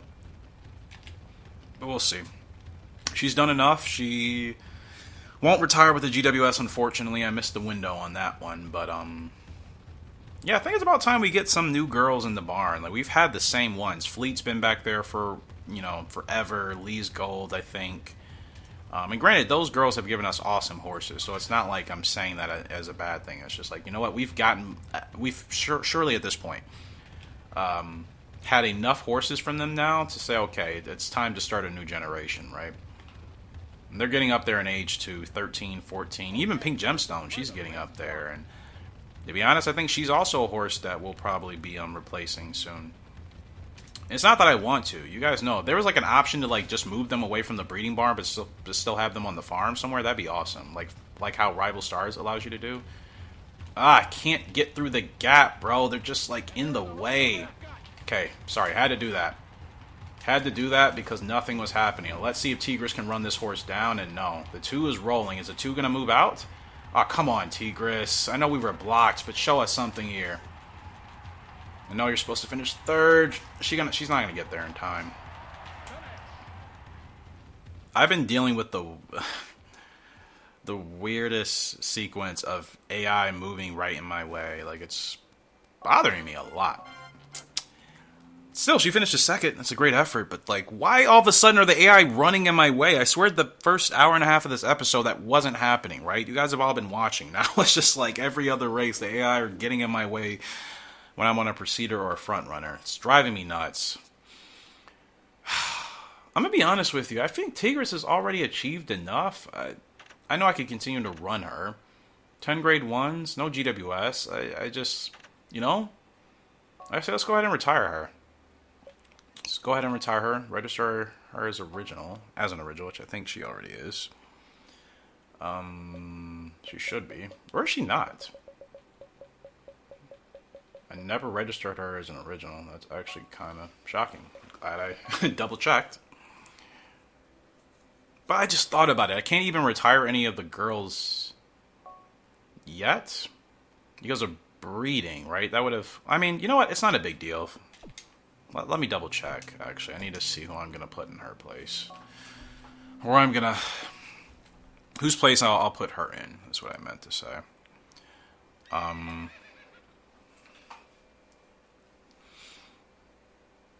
mean, Chasing Hearts, Lee's Go, they're all with horses. So, like, getting rid of them would just waste a year of breeding. Moon Trappers, gosh, I can't actually replace anybody right now. I have to wait till next year's... I have to wait till March. If there's any broodmares I want to retire, I have to wait till March to do it. Because I don't want to get rid of any of these breeding pairs that we have going on. Like Chasing Hearts and Stargazing, I don't want to get rid of that horse. Lee's Gold and Formal Opera, don't want to get rid of that horse. Gemstone and Opera, the same deal. Granted, though... Yeah, no, we need Formal Opera foals. I think we at least need 2. Just to see what he's going to be like for us. So we'll stick with everything. Butterfly Effect, Tigris' Stone. We know we'll have them for year 35 of breeding, which will obviously be next season. In a couple of months, Moon Trapper, she'll be gone. Black Ruby, we got to figure her out. Awesome Autumn, to be honest, I'm not really sure. Like, I like Autumn, but Black Ruby and Golden Boy, we got those 2 together. That should be amazing. Yeah, I'm not entirely sure how long I'll keep Awesome Autumn. Like, her stats are whatever, to be honest with you. Her growth type is fast, so I may replace her, too. In fact, I wonder... Awesome Autumn and Silver Bullet. S. Speed, Ace Stam. Yeah, I'm going to keep all the breeding, so... Tigris, I'm just going to do what I do with the other horses. Just put her in a race really far in the future, as far as I can, and then just remember to retire her. Once the new foals are born, the way we can make space. And perfect. They wanted to put her in a race. I'm just going to go ahead and put her in a race, actually, in the second week of March. The foals will be born by then, so she'll be ready to go. And Toxic Blonde will be the same thing. Vivid Gemstone, he's good, right? Just making sure we're good with everybody. And I think I do need to retire him. Like, what am I really saving him for? Granted, he didn't win this last... Out of his last 3, he won 2 of those grade 1s. I just don't feel like I just feel like we've done enough with him, to be honest. So who am I going to... I think I was going to replace Moonbee. Let me check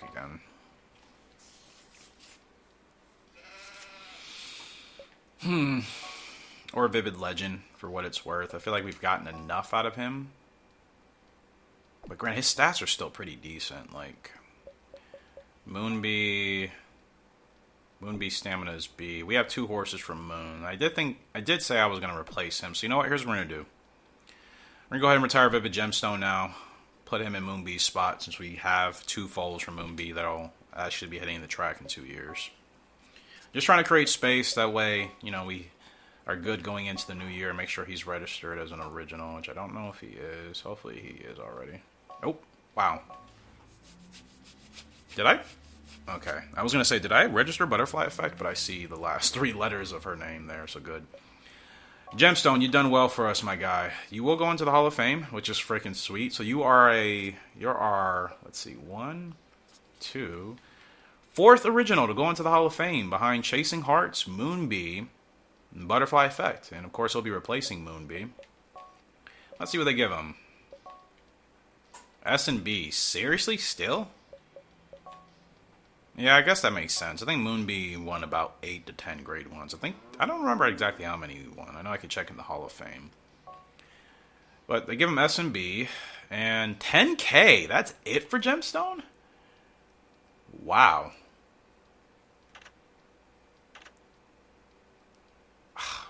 I'm not going to lie to you. Statistically, now I'm looking at it, there's really no reason to use him for breeding.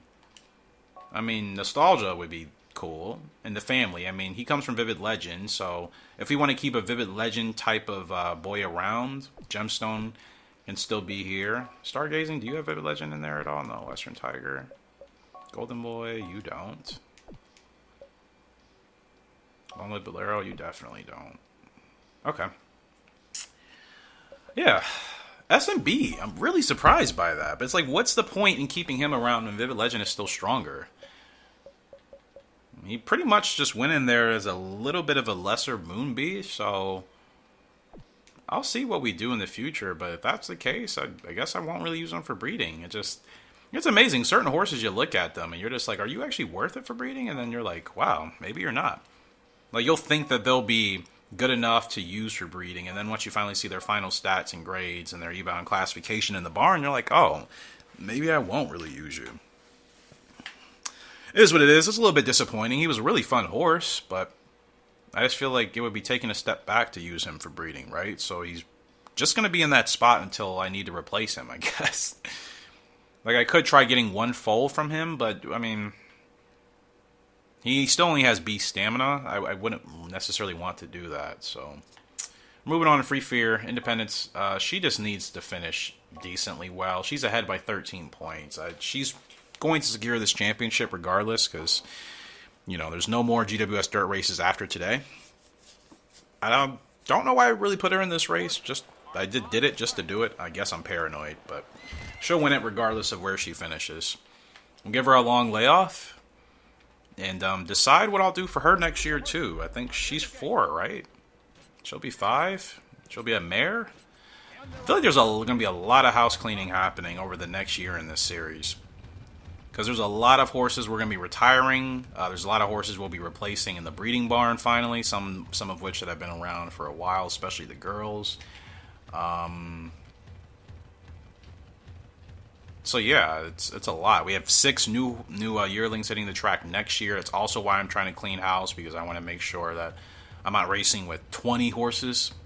Can't do that. Like 15 is the most I can handle, and that's still quite a bit for me sometimes. So, you know, just trying to just make sure that, you know, we keep the strongest horses in our rotation. We're at that point in the game now. If we really want to advance and get to, you know, Dream Series and bigger things, like, we have to race with the strongest horses. Yeah, it's a little bit of a trade-off, right? In the beginning of the game, middle stages of the game, we could race with horses that, you know, we really liked for whatever reasons, and, you know, some of them had success, some of them not as much, but they fought really hard. And now we're at a point where it's like, even if horses are fighting hard, that's not enough for what we need to achieve. Like, we only really can focus on the strongest horses on track. You know what I mean?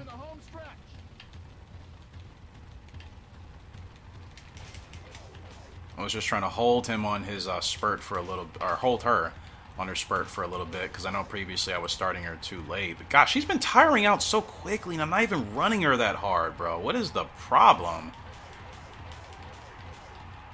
She's going to finish 3rd, which is ideal. I said she just, oh, maybe 2nd. Oh, 8 completely, guys. She might steal 2nd. And she does. All right. GWS Dirt Champion for this year is going to be Free Fear. Gotta be honest, I don't know what I'm going to do with her after this year. I could try her out on the turf, but I'm worried about her stamina. Like, I don't know why I feel like she's tiring out and I'm not running her that hard. And she hasn't peaked yet, has she? I'll check later. Cleopatra, she's up. We haven't ran with her in a while. In the Continental Cup, am I worried about a single horse here? Not really. Yeah, I shouldn't be. Absurd Angel's here. Keep an eye out for that horse. That filly. But Cleopatra's a 3-year-old. She is the favorite. This is GWS turf territory. She needs to get the win here today, and if she does, I think she'll secure her championship. Stats still really strong. Let's make it happen. Do do do do do do do do. The horses are on the track. But hopefully you guys have enjoyed today's episode. I apologize, obviously, for any of the inconveniences and part of the raging. Kind of the quiet rage. I don't do like the obnoxious raging like I think I used to do, but it's just more like, I just know to expect weird things in this game now. You know, I've known that for a while, so it's like it doesn't really make sense for me to rage. And I cannot believe, heading into her 4-year-old season, they still are not telling me her leg type, and we have won. Cleopatra, she's winning the GWS turf. Okay, and she's got 4 grade 1s to her name currently. They're still not telling me her leg type. This is exactly what I mean. I can't even try to give this game, you know, kudos sometimes, because it's stupid things that don't make sense. Like, why are you not telling me her leg type? I'm convinced I have to have one of the most broken versions of Gallop Racer 2004 out of anybody in this community. I dare you to challenge me and say that your game does dumber things or more questionable things than my game, because I don't believe it. Like, my game hides things from me and my horses that I should already know. Like, who cares if I'm not running her exactly where she needs to be? Just let me know. It's like, at this point, any real horse trainer, owner, whatever, rider, would know where their horse wants to be. At this point, anybody that's actually working with the horse knows where they want to be. And the fact that Gallop Racer's like, well, nope, you haven't gotten it perfect, so we're not going to tell you. Like, oh my gosh, dude. I love this game, but swear, some of the stuff is just so goofy. It makes no sense, man. And I hate when people try to defend the goofiness in this game. It's like, you are a shill. Stop that. Like, they're not paying you to defend them. Like, I don't understand. Like, people defend this game like they're being paid to defend it. And it's like, Tecmo is not paying you to defend the game. Alright, we're fine with Cleopatra. We're fine. I'm not worried at all. She is strong. She'll fight back. Furlong left to go. Gosh, shoot, the 12 is actually not backing down. Maybe she won't win. Wow, I started her too late. What do you know? Who is that? Pretty Cat? Okay. Okay. Call me crazy, right? Call me freaking crazy, but I know what I'm talking about. That horse winning this race? Oh, that was Absurd Angel. Well, their name pop up as Pretty Cat. My game is so wonky, bro. Whatever. Absurd Angel beats us. Fair play. When I highlighted it, the circle was... I'm over it. Yeah, let's just keep getting through these races, huh? Golden Wings is up in the Long Beach Derby. Just put him in this race for whatever. I don't... Like...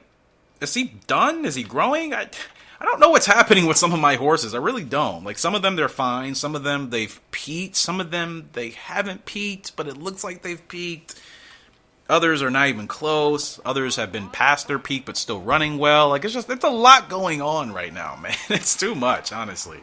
You guys can probably tell in my voice and commentary. It's a little bit too much going on for me in this game right now. That's why I'm just trying to, like, kind of low-key get rid of some horses. I just feel like, you know what? This horse is not becoming a Dream Series type of horse, so I'm okay letting them go. We've raced with everybody a decent amount. It's not like we're racing with horses one time and letting them go. Like, I've raced with all my horses at least a dozen times. So 12 races, I think that's enough to say whether or not you want to let one go. And to be, maybe some people race their horses less. Maybe some of you only race them half a dozen times. If they're not doing what you want them to do, you're just like, well, goodbye. I don't, of course, like doing that because I like to give my horses chances, especially since some of them are late developing. Sometimes it takes a little bit longer for me to get in rhythm with them. But yeah, there's a lot of question marks, and not like in a necessarily awful way. I don't think we have a bad horse, but as far as, again, Dream Cup type of horse, that's what I'm really trying to focus on. So if the horse doesn't fit that mold, I mean, we're just going to have to kind of, you know, we'll just have to move them to a different part. And whether that means the breeding barn, whether that means just racing them every, 4 or 5 months, whether that means retiring them early, got to do what we got to do. Because I'm much more efficient at this game when I'm not running with like 20 horses, I think. Now, I know I'm starting late on my spurts. I'm just kind of at that point in the year where I don't really care because I know we're winning what's important. That's the thing. These individual races, they're whatever. We're winning the most important things. Now, it's a good run for Golden Boy. Good run. Now, where are we supposed to finish in this race? 6th? He's showing some good heart. Good heart for Golden Boy. Good fight.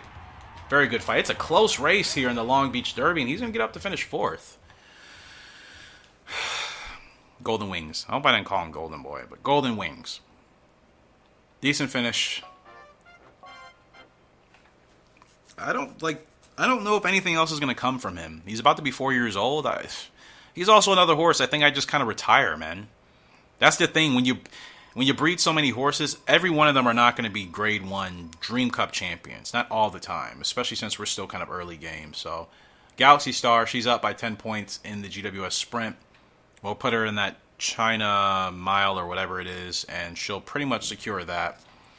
Cleopatra, she's 11 points clear in the turf. I'm not sure if we still need to do another race with her, because Fine Way could still end up winning, and Absurd Angel. If they win, they'll get 12 points. So Cleopatra's not out of the clear yet. And Free Fear, she's good for the dirt. She's done for the year, and I'm probably going to retire her. No, not going to that crappy thing. Just kidding, but that's kind of how I feel about it. We're in December finally. You guys can tell, I'm just trying to get through.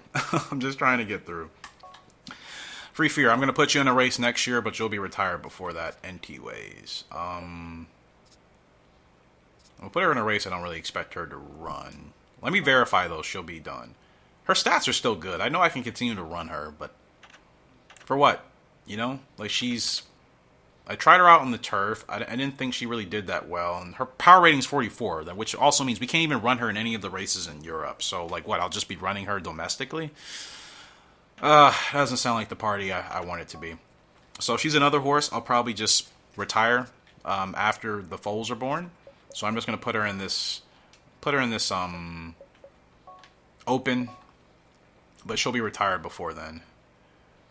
Cool. Cleopatra, you still need to win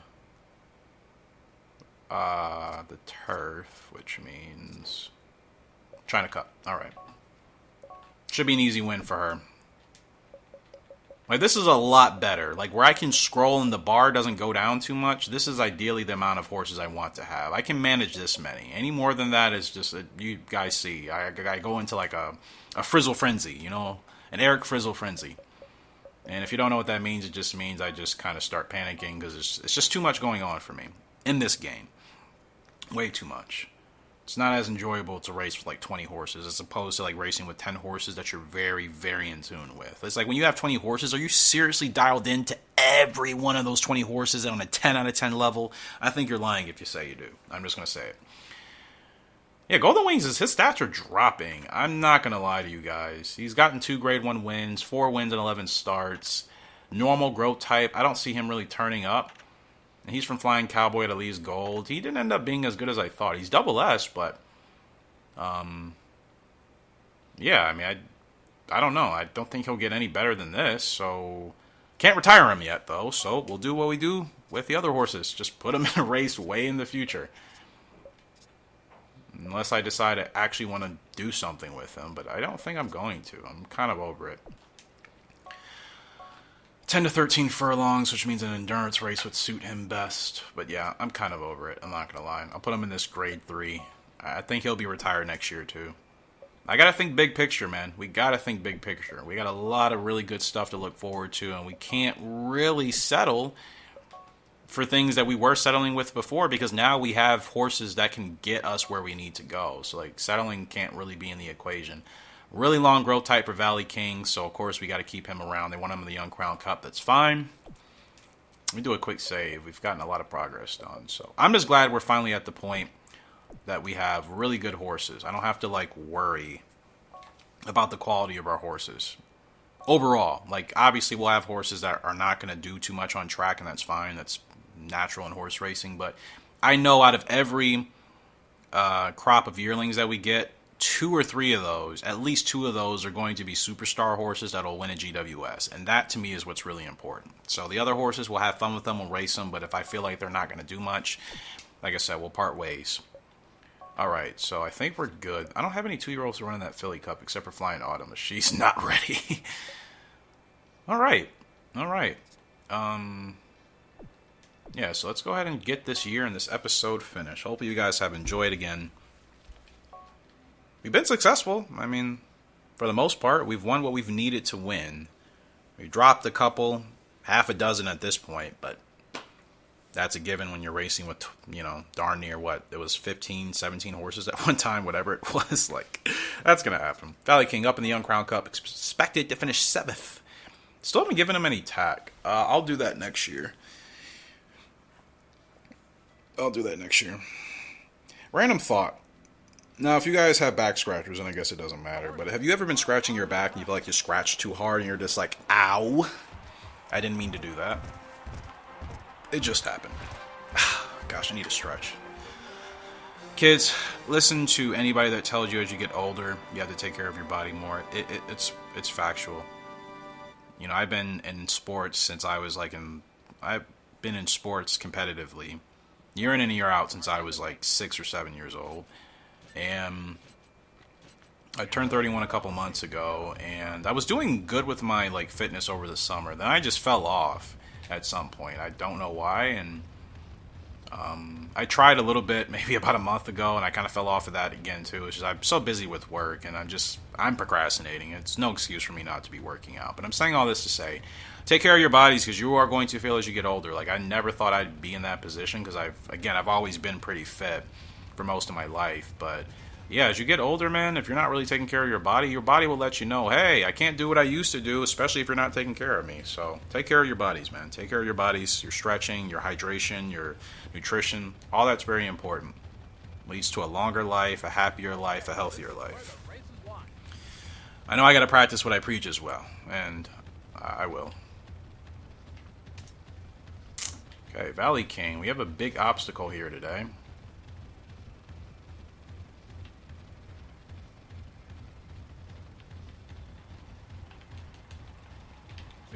Okay, I think we got a good start. I'm going to hold off on the whip for now. Let's get him going. Last corner leader, that's good.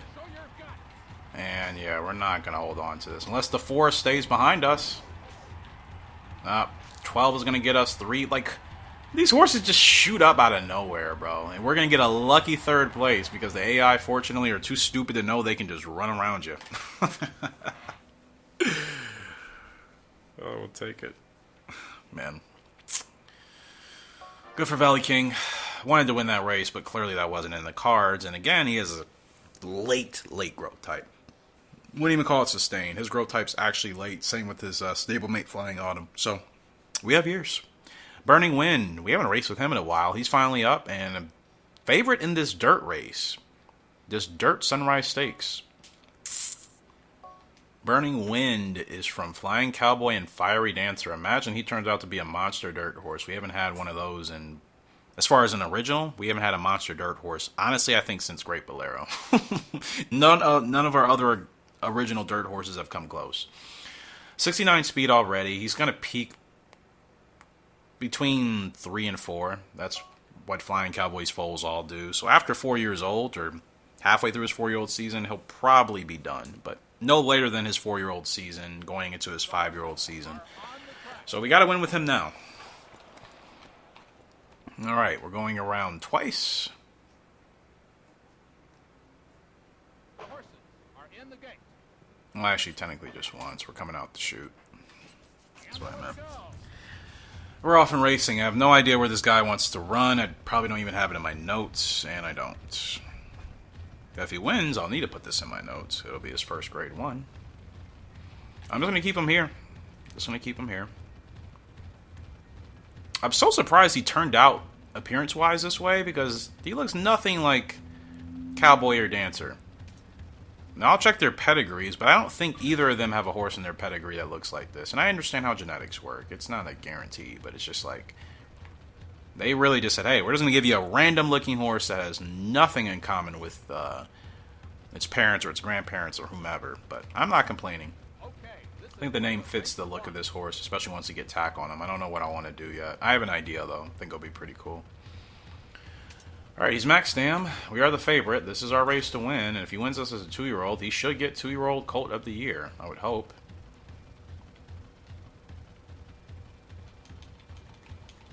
Okay, we got to go, my boy. Got to go now. Okay, he's got a great run. Field is closing. Oh, we get a revolution. Game over. To be honest, I was kind of worried. I'm like, okay, I see them moving up on us. Is that gonna be a bad deal? And no, it's gonna work out for us. Burning Wind's gonna get his first grade 1 on the dirt. We may have a future dirt champion, GWS dirt champion, on our hands with Burning Wind. I surely hope so, because we haven't had an original win the dirt series. And have we ever had an original in this game actually win the GWS dirt? I don't think we have. Who? I can't recall any one of our originals that have won a dirt series for the GWS. Fantastic win there for Burning Wind. Gets it done. Probably not going to put blinkers on him. I think I'm going to keep him like that, honestly. 3.5 length winner over Sedate Night. Positioned with double S2, so he is a procedure. Great. They should reveal a lot about his stats. I surely, sincerely hope they don't keep those things hidden from us. Like, we can't tell you. Toxic Blonde, she's up in the China Sprint. This will be her last race of her career. GWS Sprint champion. And let's just see how she handles this one. She's expected to finish 7th. Doesn't matter. She's been a blast to ride with. She's still extremely fast, extremely competitive. She's another horse I can continue to run, but she's done all she's needed to do, and we're only going to win one more additional title with her max if we kept running her. It's just not worth it, man. Gosh, we have a lot of horses we're going to be retiring, especially on the girls' side. Like, I'm really going to have to pick and choose who I'm removing, but I think Gemstone's going to have to go. Lee's Gold, Irish Fleet, obviously. Both of those. Those 3 girls for sure, I think, got to go. Because all the other ones that are back there are younger and newer. And Golden Monster, guys, Golden Monster still has the record here. I set that, like, in the first 10 years of me playing this game. Is she really that cracked of a horse? As a sprinter? Like, how have we not... We've raced this virtually every year, and not one horse we've raced on in this race has come close to beating her record. That's insane. And hasn't beaten it, most importantly. Maybe somebody's come close, but point being, they haven't beaten her records.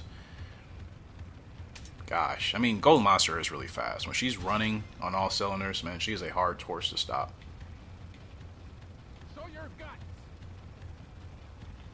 Okay, let's go. Alright, Toxic, let's see how you do. I don't think she's playing catch-up today, but as long as she fights strong to the end, that's all I want. Yeah, she's still pushing. She's still pushing. Tough race, though. Really tough race. I surely should have gotten the jump and got her started earlier. I think she's going to finish 7th or 8th, to be honest with you. I'm going to say 5th or 6th. Let's say 5th. 8th. Wow. Well, I did say that, too. That's fine. Didn't hit our goal, unfortunately. But, yeah, that was a race I got started way too soon. I wasn't expecting us all to still be so bunched up by the time we hit the stretch. Like, the stretch. Like, the last 3 furlongs. I thought there was going to be more separation. Galaxy Star, she's in the China Mile. Expected to win. Nothing else matters. Let's just get the dub and secure her GWS Sprint Championship.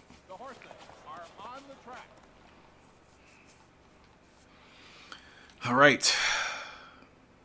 Ready.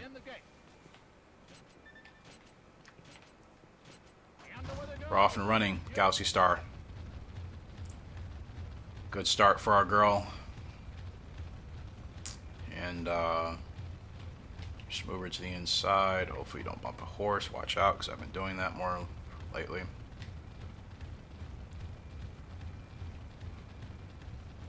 Oh, almost bumped again.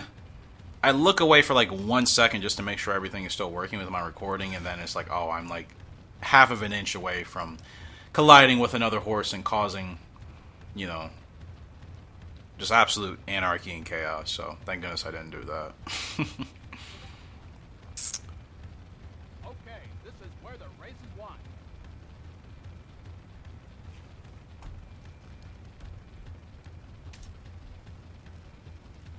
Alright.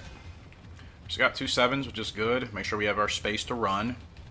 She's got the stamina. We got to go now. And I thought I went a little early on the whip for the Revo, but apparently not. Alright. There's no... Who is that still battling with us? Flying Brian. Okay. Tough horse. Just going under the whip because why not, right? Now we're pulling away. 10-7 in that last split. Does she run faster than a 10-7 here? No, 11 flat. Surprising. It doesn't matter. She gets to win. She secures the GWS Turf. Our girl's going to be a GWS Turf champion at 3 years of age. And she won that convincingly. Like, she didn't struggle in the series at all. Galaxy Star. Gotta love it. To the stars we go. Another grade 1 win at 8 furlongs. And she'll, if she doesn't get the Mile Champ title after this, then she'll probably have one more race. Fantastic win. Another perfect eval. And Galaxy Star, again, will be your GWS Turf champion as a 3-year-old. Which means next year is all about title chasing. Cleopatra, she's up in GWS Turf. She also wants to win her championship. Both of these girls are stablemates. They've been competing against each other, and I can't really say who's better. Like Cleopatra has been just as strong, you know. Hard to say.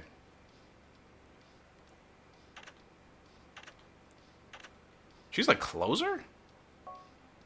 Gosh, I feel like I've just been missing out on things. Like, she's been a closer this whole time. Why do I feel like I haven't been running her as a closer? Am I Oh, I forgot. The game finally revealed to me what her positioning was. Which makes no sense, because in the last race we won with her, I was running her as a Preceder in second place, and they gave me double S. Gallop Racer 2004. Makes no sense, bro. You guys remember that race? I ran her in second place pretty much as soon as she got out the gates. We got a perfect double S eval on everything. And now they're telling me she's a closer? I don't like running her as a closer. Does that make sense? I mean, she has the speed and stamina to make it work, but like, should I do that? I haven't ran her as a closer this whole time. Why would I change that up all of a sudden? I'm going to do it in this race just because. As long as we don't get blocked unnecessarily, we'll be fine. But it's like, she's the type of horse I don't really want to run as a closer, to be honest with you. She doesn't have like 95 speed. A horse with 95 speed as a closer will be really, really fun. She's fast, she's strong, but like, this is what I mean. This game doesn't make sense. They gave me double S for position in her last race with her running as a Preceder. They're like, oh, nah, she's a closer. Gosh, this game is so fun and so nerve-wracking and just mind-boggling at the same time. It's just like, the stuff doesn't make sense. It's literally RNG at this point. There's no logical explanation. And anybody trying to defend it, like, you're a bootlicker. Like, Tecmo's not paying you to defend them in their ridiculous game. And when I say ridiculous, I mean some of the features that just don't make sense. You know, that part of the game is ridiculous. I gotta get her going now. It's at a really slow start. But with her power and her stamina, she should be able to make running as a closer work. But like, if we get against really good horses, which, no offense, I don't think these horses are close to Cleopatra, running as a closer is not gonna work all the time, because she still doesn't have that 95 blazing speed. I mean, you look, in a case like this where I still got it started a bit too late, she gets up there in front, she wins easily. She wins easily. You know, but it's like, I'm not going to lie. I'm going to run her mid-pack going forward. Running her in dead last doesn't work for me. But who cares, because she wins the China Cup, which is the most important thing. And it's her 5th grade 1. That's at 10 furlongs. Both of the stablemates will win GWS championships. In fact, every GWS title this year was won by a filly that belongs to HRG Stables. Let's go. We're not done yet, though. Fairy Singer is up in this 12 furlong race. I totally forgot about you, dude. Let's get your race over with, and hopefully that's it. I don't really think I need to run anybody else after this. The horses are on the track. I wonder if we do have... Nah. Can't imagine we have another race after this. I think this is the last one. And then there's still December that's open, like the last week for races, but like, again, no point to really put anybody in those races. So this should be it. And this episode will be coming to a close because I need to get this edited, and I have to do that tomorrow. It's late right now, and I'll be heading to bed, so I'll edit it tomorrow, and then it'll be uploaded the day after, which will be Friday for you guys. But yeah, success. We've had success today. Frustrating things. I would say out of the most recent episodes in the last couple of months, this has definitely been the most frustrating. And that's not saying a whole lot because, like, again, we've done well, but it's like the things that have happened have been really frustrating to me. They're the things you guys know I can't stand about this game because I love it. But it's a reason why when I take my breaks, it's nice to be away from it because, like, I don't have to deal with these type of headaches. Like, yeah, 2003 is, you know, frustrating me with the fact that we can't get a filly, but I know it'll happen. I just don't know when. That is frustrating. And the limited space is frustrating because only allowing you to have 6 horses is like, okay, in the first game you can have at least 10. Why would they drop you down to 6 in like the third title? That doesn't make sense. But outside of those two things, man, like, there's not a whole lot to stress about in 2003. The training is fun. I just kind of stink at it. But in this game, it's just so much randomness. I just feel like there's a lot of RNG coded into my particular game. They're all the same discs, but for whatever reason, my game seems to react to RNG a lot more than other people's, because weird stuff happens and can't really explain it. Fairy Singer's got the stamina. I gotta roll my bro right now. And they're in the home stretch. Okay, now we'll get under the whip. Pull away. Stay strong, pull away. Fairy Singer really is a strong horse. Now, he is a horse I'm comfortable with running in last place because he has the stamina and the speed to get there. Even though his stats are not as good as Cleopatra's, but he seems to make running as a closer so much better. It doesn't make any sense. I don't get it. Like, there's nothing about his stats to me that are better than Cleopatra's. It's just like they've just given him that type of, like, build. Like, 74 speed, 74 stam. That's relatively average, probably to most of you. But, like, he runs like he has 90 speed and 90 stam. That's what's confusing. I love it, but it's just like it doesn't make sense because we have horses that are way better with better stats, and they don't run like that as closers. So, another win for Fairy Singer. That's going to be 12 furlongs, and that is going to be, if I find this dude, has he gotten a long champ title yet? I don't know. Okay, we're done with all of our races. That was a lot of racing. So, we had third place in the Young Crown Cup of Valley King. We won the Sunrise Stakes with Burning Wind as our 2-year-old. We finished in 8th in the China Sprint with Toxic Blonde. We finished in 1st in the China Mile with Galaxy Star, securing her GWS Sprint Championship. Finished in 1st in the China Cup with Cleopatra, securing her GWS Turf Championship. And Fairy Singer wins the China Vase for nothing but a title. So Galaxy Star, she pulls ahead cleanly. 18-point winner in the GWS Sprint. Cleopatra, wow. Cleopatra dominates with like a 21, or 22, excuse me. No, 23. I'm not even counting right. Point lead in the turf. I probably didn't even really need a runner in that last race, but I wanted to be sure. And Free Fear wins the dirt by 19 points. And we had 156 points total with 9 wins in the GWS. Let's go! Cleopatra, GWS Turf Champion and All-Rounder. Sweet. 2 titles at once. Was not expecting that. Galaxy Star should be up next. No, Fairy Singer. Long champ? Let's go, my boy. All right. Long champ for Fairy Singer. Galaxy Star with the GWS Sprint. Let's go, my girl. And last but not least, Free Fear with the GWS Dirt Championship. All right. Good stuff. Good stuff. Girls and boy. Girls and boy. Good stuff. Yay, we won the... Yeah. Whatever. Who cares? Good stuff, man. Really good year for us. Really good year. And, yeah, Toxic. Just make sure we get you in a grade 3, because you'll be done. Fairy Singer, don't know what to do with you. Like, 73 speed, 73 stam. Look at the rest of his stats. They are so average, if not below average, and he runs so strong as a closer. I don't get it. I really don't. We never tap into his ability, so it's like he has these stats with no abilities, and he's got 9 grade 1s, 13 wins out of his 20 starts. Solid dude, man. I'm happy. Happy with Fairy Singer for sure. 154. Shouldn't he be double S at this point? Or like, do like the in-game horses not move up? Do they just stay wherever they're at? If they're an S when you buy them, that's as high as they go. That'd be kind of annoying. I can't even run him in anything. He's just gonna have a handicap everywhere we go, unless I run him on the dirt or this open. He'll be 4 years old next year. Is he worth chasing a GWS for? I don't know. I'm just gonna putting him in that open seems so weird. What's gonna be the handicap? 130.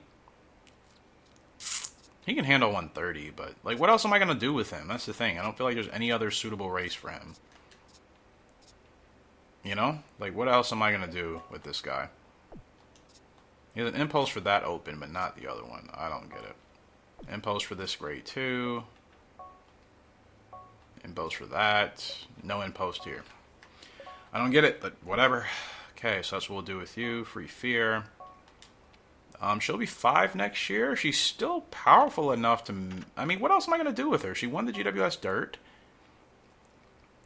Does she not have a Dirt Champ title yet? She doesn't. How?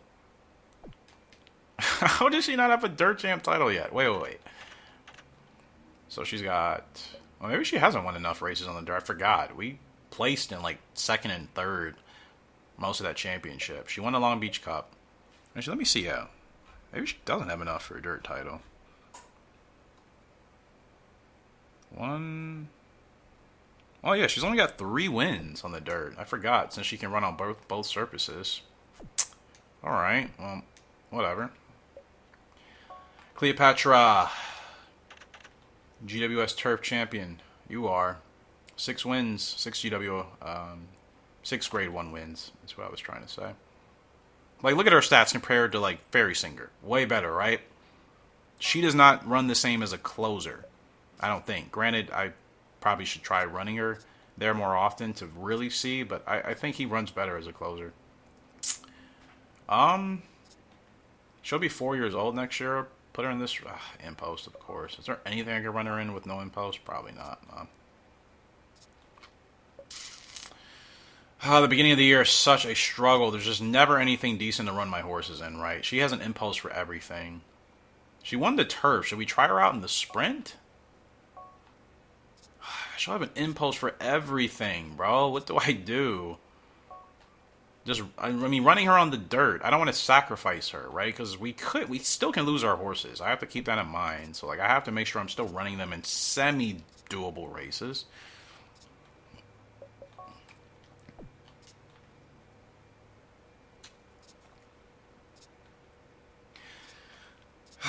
The struggles, man. I'm gonna have to run her when she's a little bit impatient, because I don't like any of the available races we got. What's your max distance? 8.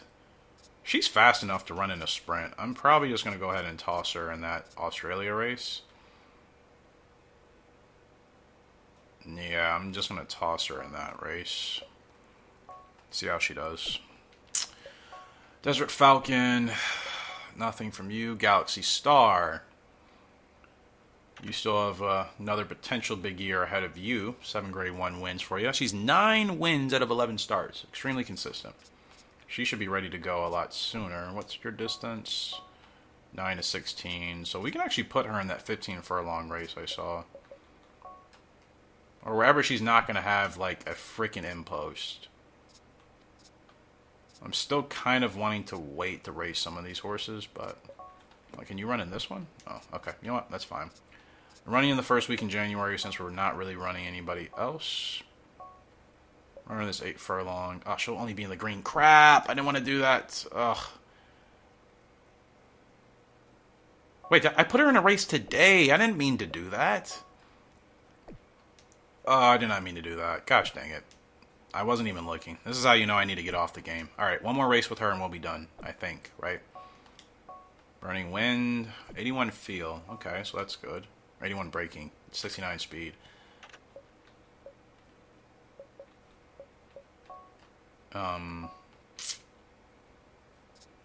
It's a little bit too long for her. Actually, I think I can get her in that dirt race. Can I? Does she have to qualify for it? No, she can't run in any of these races. Okay, that's... El Poopa Scoopa. Just put her in this open. Keep it simple. Flying Autumn, you should be good. And Valley King. They want you in an open, that's fine. Alright, let's do a save, get this race done with. Actually, let's just race right now. Last race of the year it should be. And we're good to go. I think it is. I hope.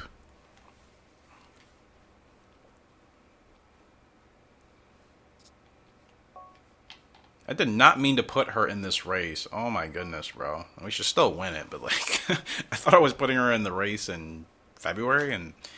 Yeah, I need to get off. I'm not paying attention at all anymore. I've completely clocked out. The horses are in the gate.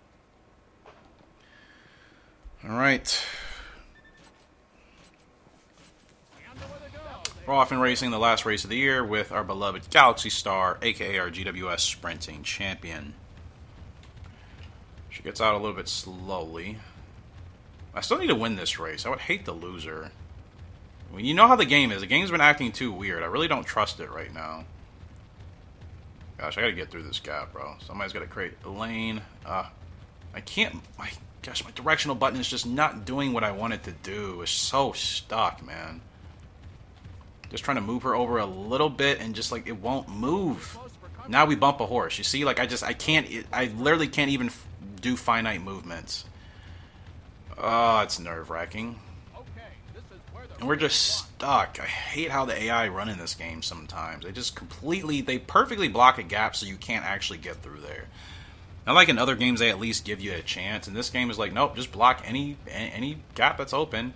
And then they're so slow too. I just wish the faster horses would get out of the way. Or the slower horses would get out of the way.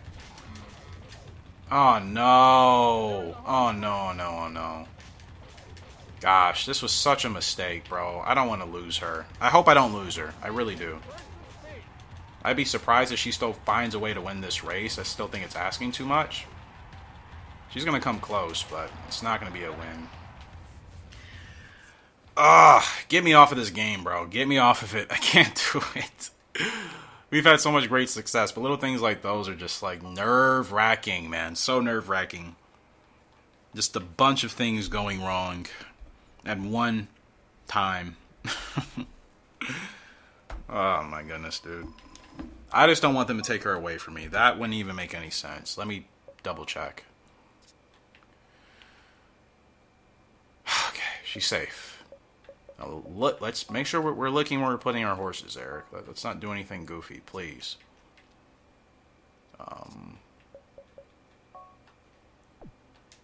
What race was I even going to put her in? I don't even remember now. Whatever race I was going to put her in, she would have been perfect for it. Now I just got to wait. Do I put her in the GWS Turf? She has the higher stamina. I might need to put her in the Turf this year.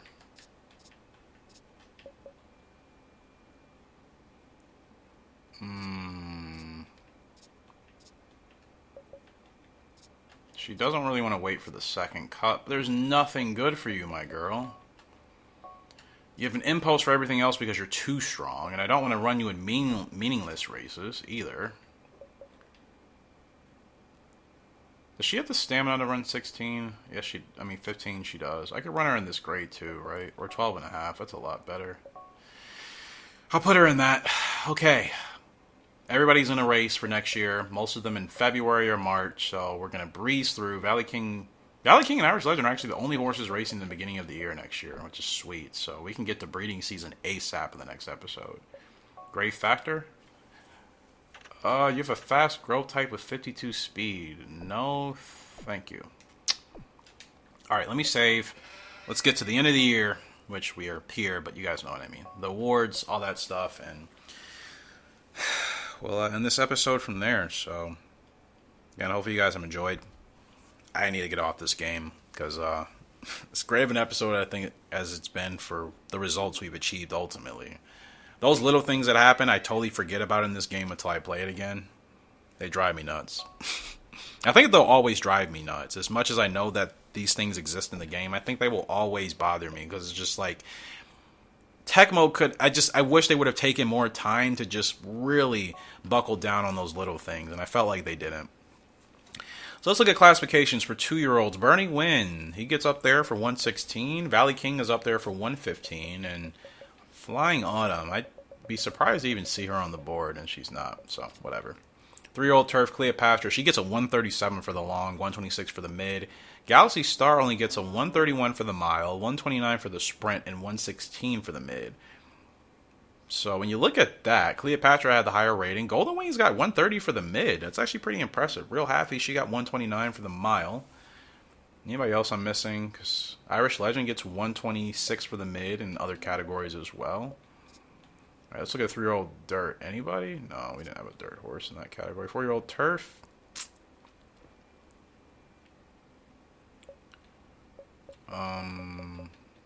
Tigers of Stone, she gets 127 for the mile. It's really all that's important. 4-year-old Dirt. Free Fear, she got a 127 for the mid, 126 for the short. All right, let's look at the awards. Cleopatra, Horse of the Year. Let's go, man. Fantastic stuff. Great year. Cleopatra gets Horse of the Year. Best Sprinter goes to Galaxy Star. The 3-year-old fillies absolutely destroyed it this year for us. Fairy Singer gets Best Older Colt. Again, this proof that they didn't take time. The fact that Best Older Filly always ends up being a Colt and Best Older Colt ends up being a filly. Prime example. And we didn't get any 2-year-old awards. It is what it is. Cleopatra, Best 3-year-old filly, and Horse of the Year for her. Best Sprinter and Miler for Galaxy Star. And Fairy Singer, Best Older Colt. Really?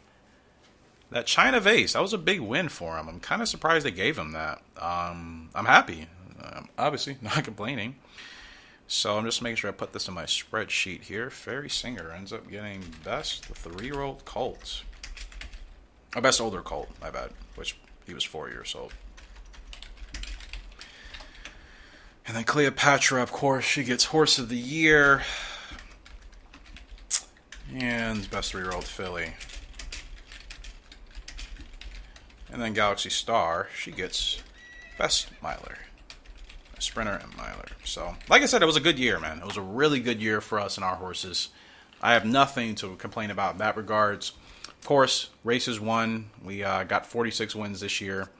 Average 48% average, which means we were winning half the time we hit the track. And earnings, we went in that too. So again, a great year. Some of the things in this game are always going to annoy me. Horse of the Year title. Add that to Cleopatra's resume. Let's go, my girl. She's only 3 years old. Same thing with Galaxy Star. They're both going to have, I think, an awesome 4-year-old campaign. Probably try the opposite GWS's. We'll put Cleopatra in the... Well, actually, I don't know if Cleopatra benefits running the sprint. I think I need a title chase with her, and then Galaxy Star, I may try her in the turf. Oh, wow. Dream Series now? I did save, right? Gosh, I don't have time for this now. I do not have time for this now. I really don't.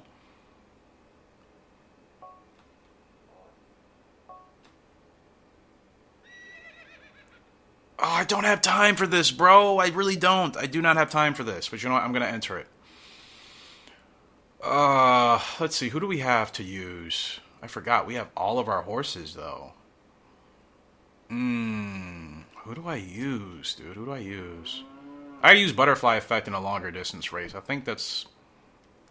Gosh, I don't have time for this. And it's every 4 years. And I can't back out. And it's... Terrible timing, honestly. Like, terrible timing. I actually need to stop this recording now, and then I'll come back to you guys.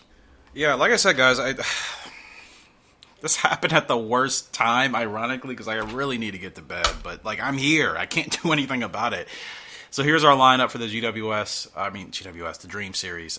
We're here. And it sucks that it's every 4 years in this game. Compared to 2003, you can run it in every year. Only every 4 years in this game, but I'm glad we have enough horses that we've retired recently to do it. Diamond Plan's going to be in the Gallop Sprint. Butterfly Effect's going to be in the Distaff. Chasing Hearts is going to be in the Mile. Former Opera is going to be in the 10 Furlong Dirt. And Western Tiger in the Classic. I think we have a chance. I think we have a chance to get some points on the board, which we haven't done in, obviously, the 2003 Dream Series. And I think we did enter this one, right, at a time, and I didn't do well. There is a race for which you are not registered. Delete entry. What does that mean? Oh, does it cancel it? Oh, that's goofy. I'm going to let this play through. I don't even know if I'm keeping this recording. Why don't they explain that? How am I supposed to know? I've never done this in this game before. I never thought that, like, delete, like... What? I'll go for a win every week. That's doable. Are they... What? I'm reloading my save. That's ridiculous. Can I? Let's see.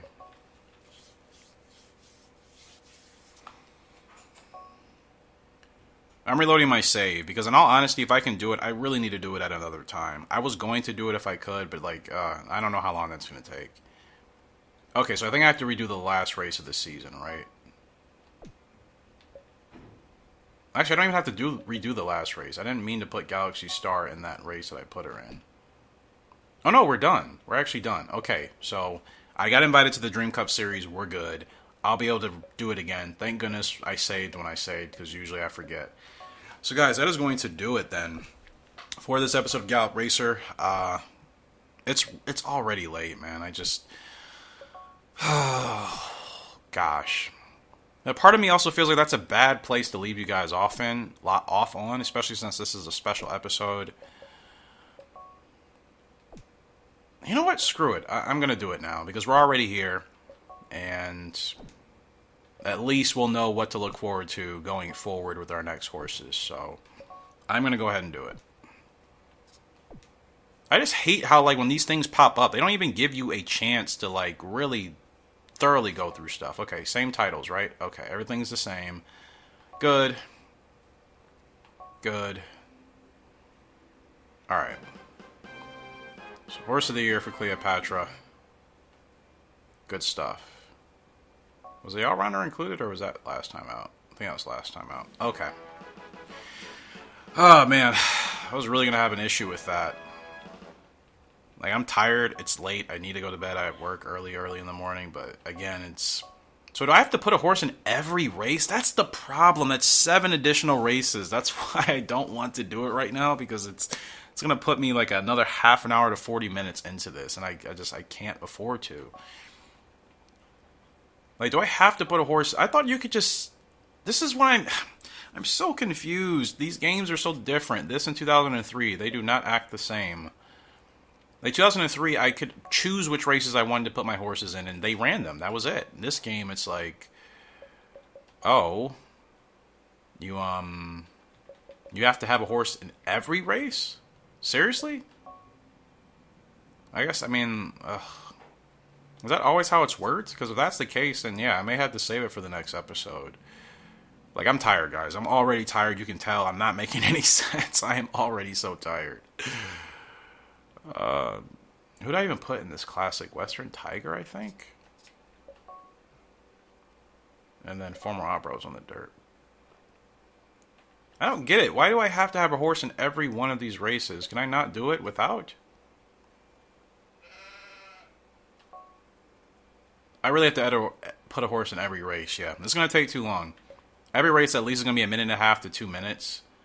7 races we got to get through. And obviously I want to try to win them. I don't want to BS this, right? So, no, we're going to end the episode there. Appreciate you guys for the love and support. As always, I will come back. We will at least do one more regular episode. We'll start off with the Dream Series, and then we'll roll into the new year. We'll do breeding. We'll do all that good stuff in the next episode. And then after that, hopefully I'll see where we are with the series going forward. But yeah, I'm too tired. Yeah, I cannot do it, and I don't want to just have because like we could end up doing decently well. We have much better horses for the Dream Series here than 2003. I mean, Butterfly Effect, I think she'll be competent to run in the 10 furlong race. Diamond playing in the sprint, he should be okay. Chasing Hearts in the mile, that's kind of a coin toss. Formal Opera on the dirt, that should be solid. And then Western Tiger in the Classic. I think we'll do okay. I'm not saying we're going to win it. I think we'll get some points. Like, I don't think we'll finish, outside of the points in all of these races. But, like I said, I'm too tired. I do not have the energy or the strength to finish this. So we will do this next time out. Appreciate you guys. Much love. Can't say that enough. And anything you want to comment in regards to this series and where we were, how we started, your favorite horses, what you want to see, anything, go ahead and drop that in the comment section below. Of course, I will respond to every single one of you guys as soon as I get the chance. And, yeah, that's all I got for you. But until next time, Horse Racing Gamer signing out. I'll be on Ray Fest. We'll see you later. I need sleep. Goodbye.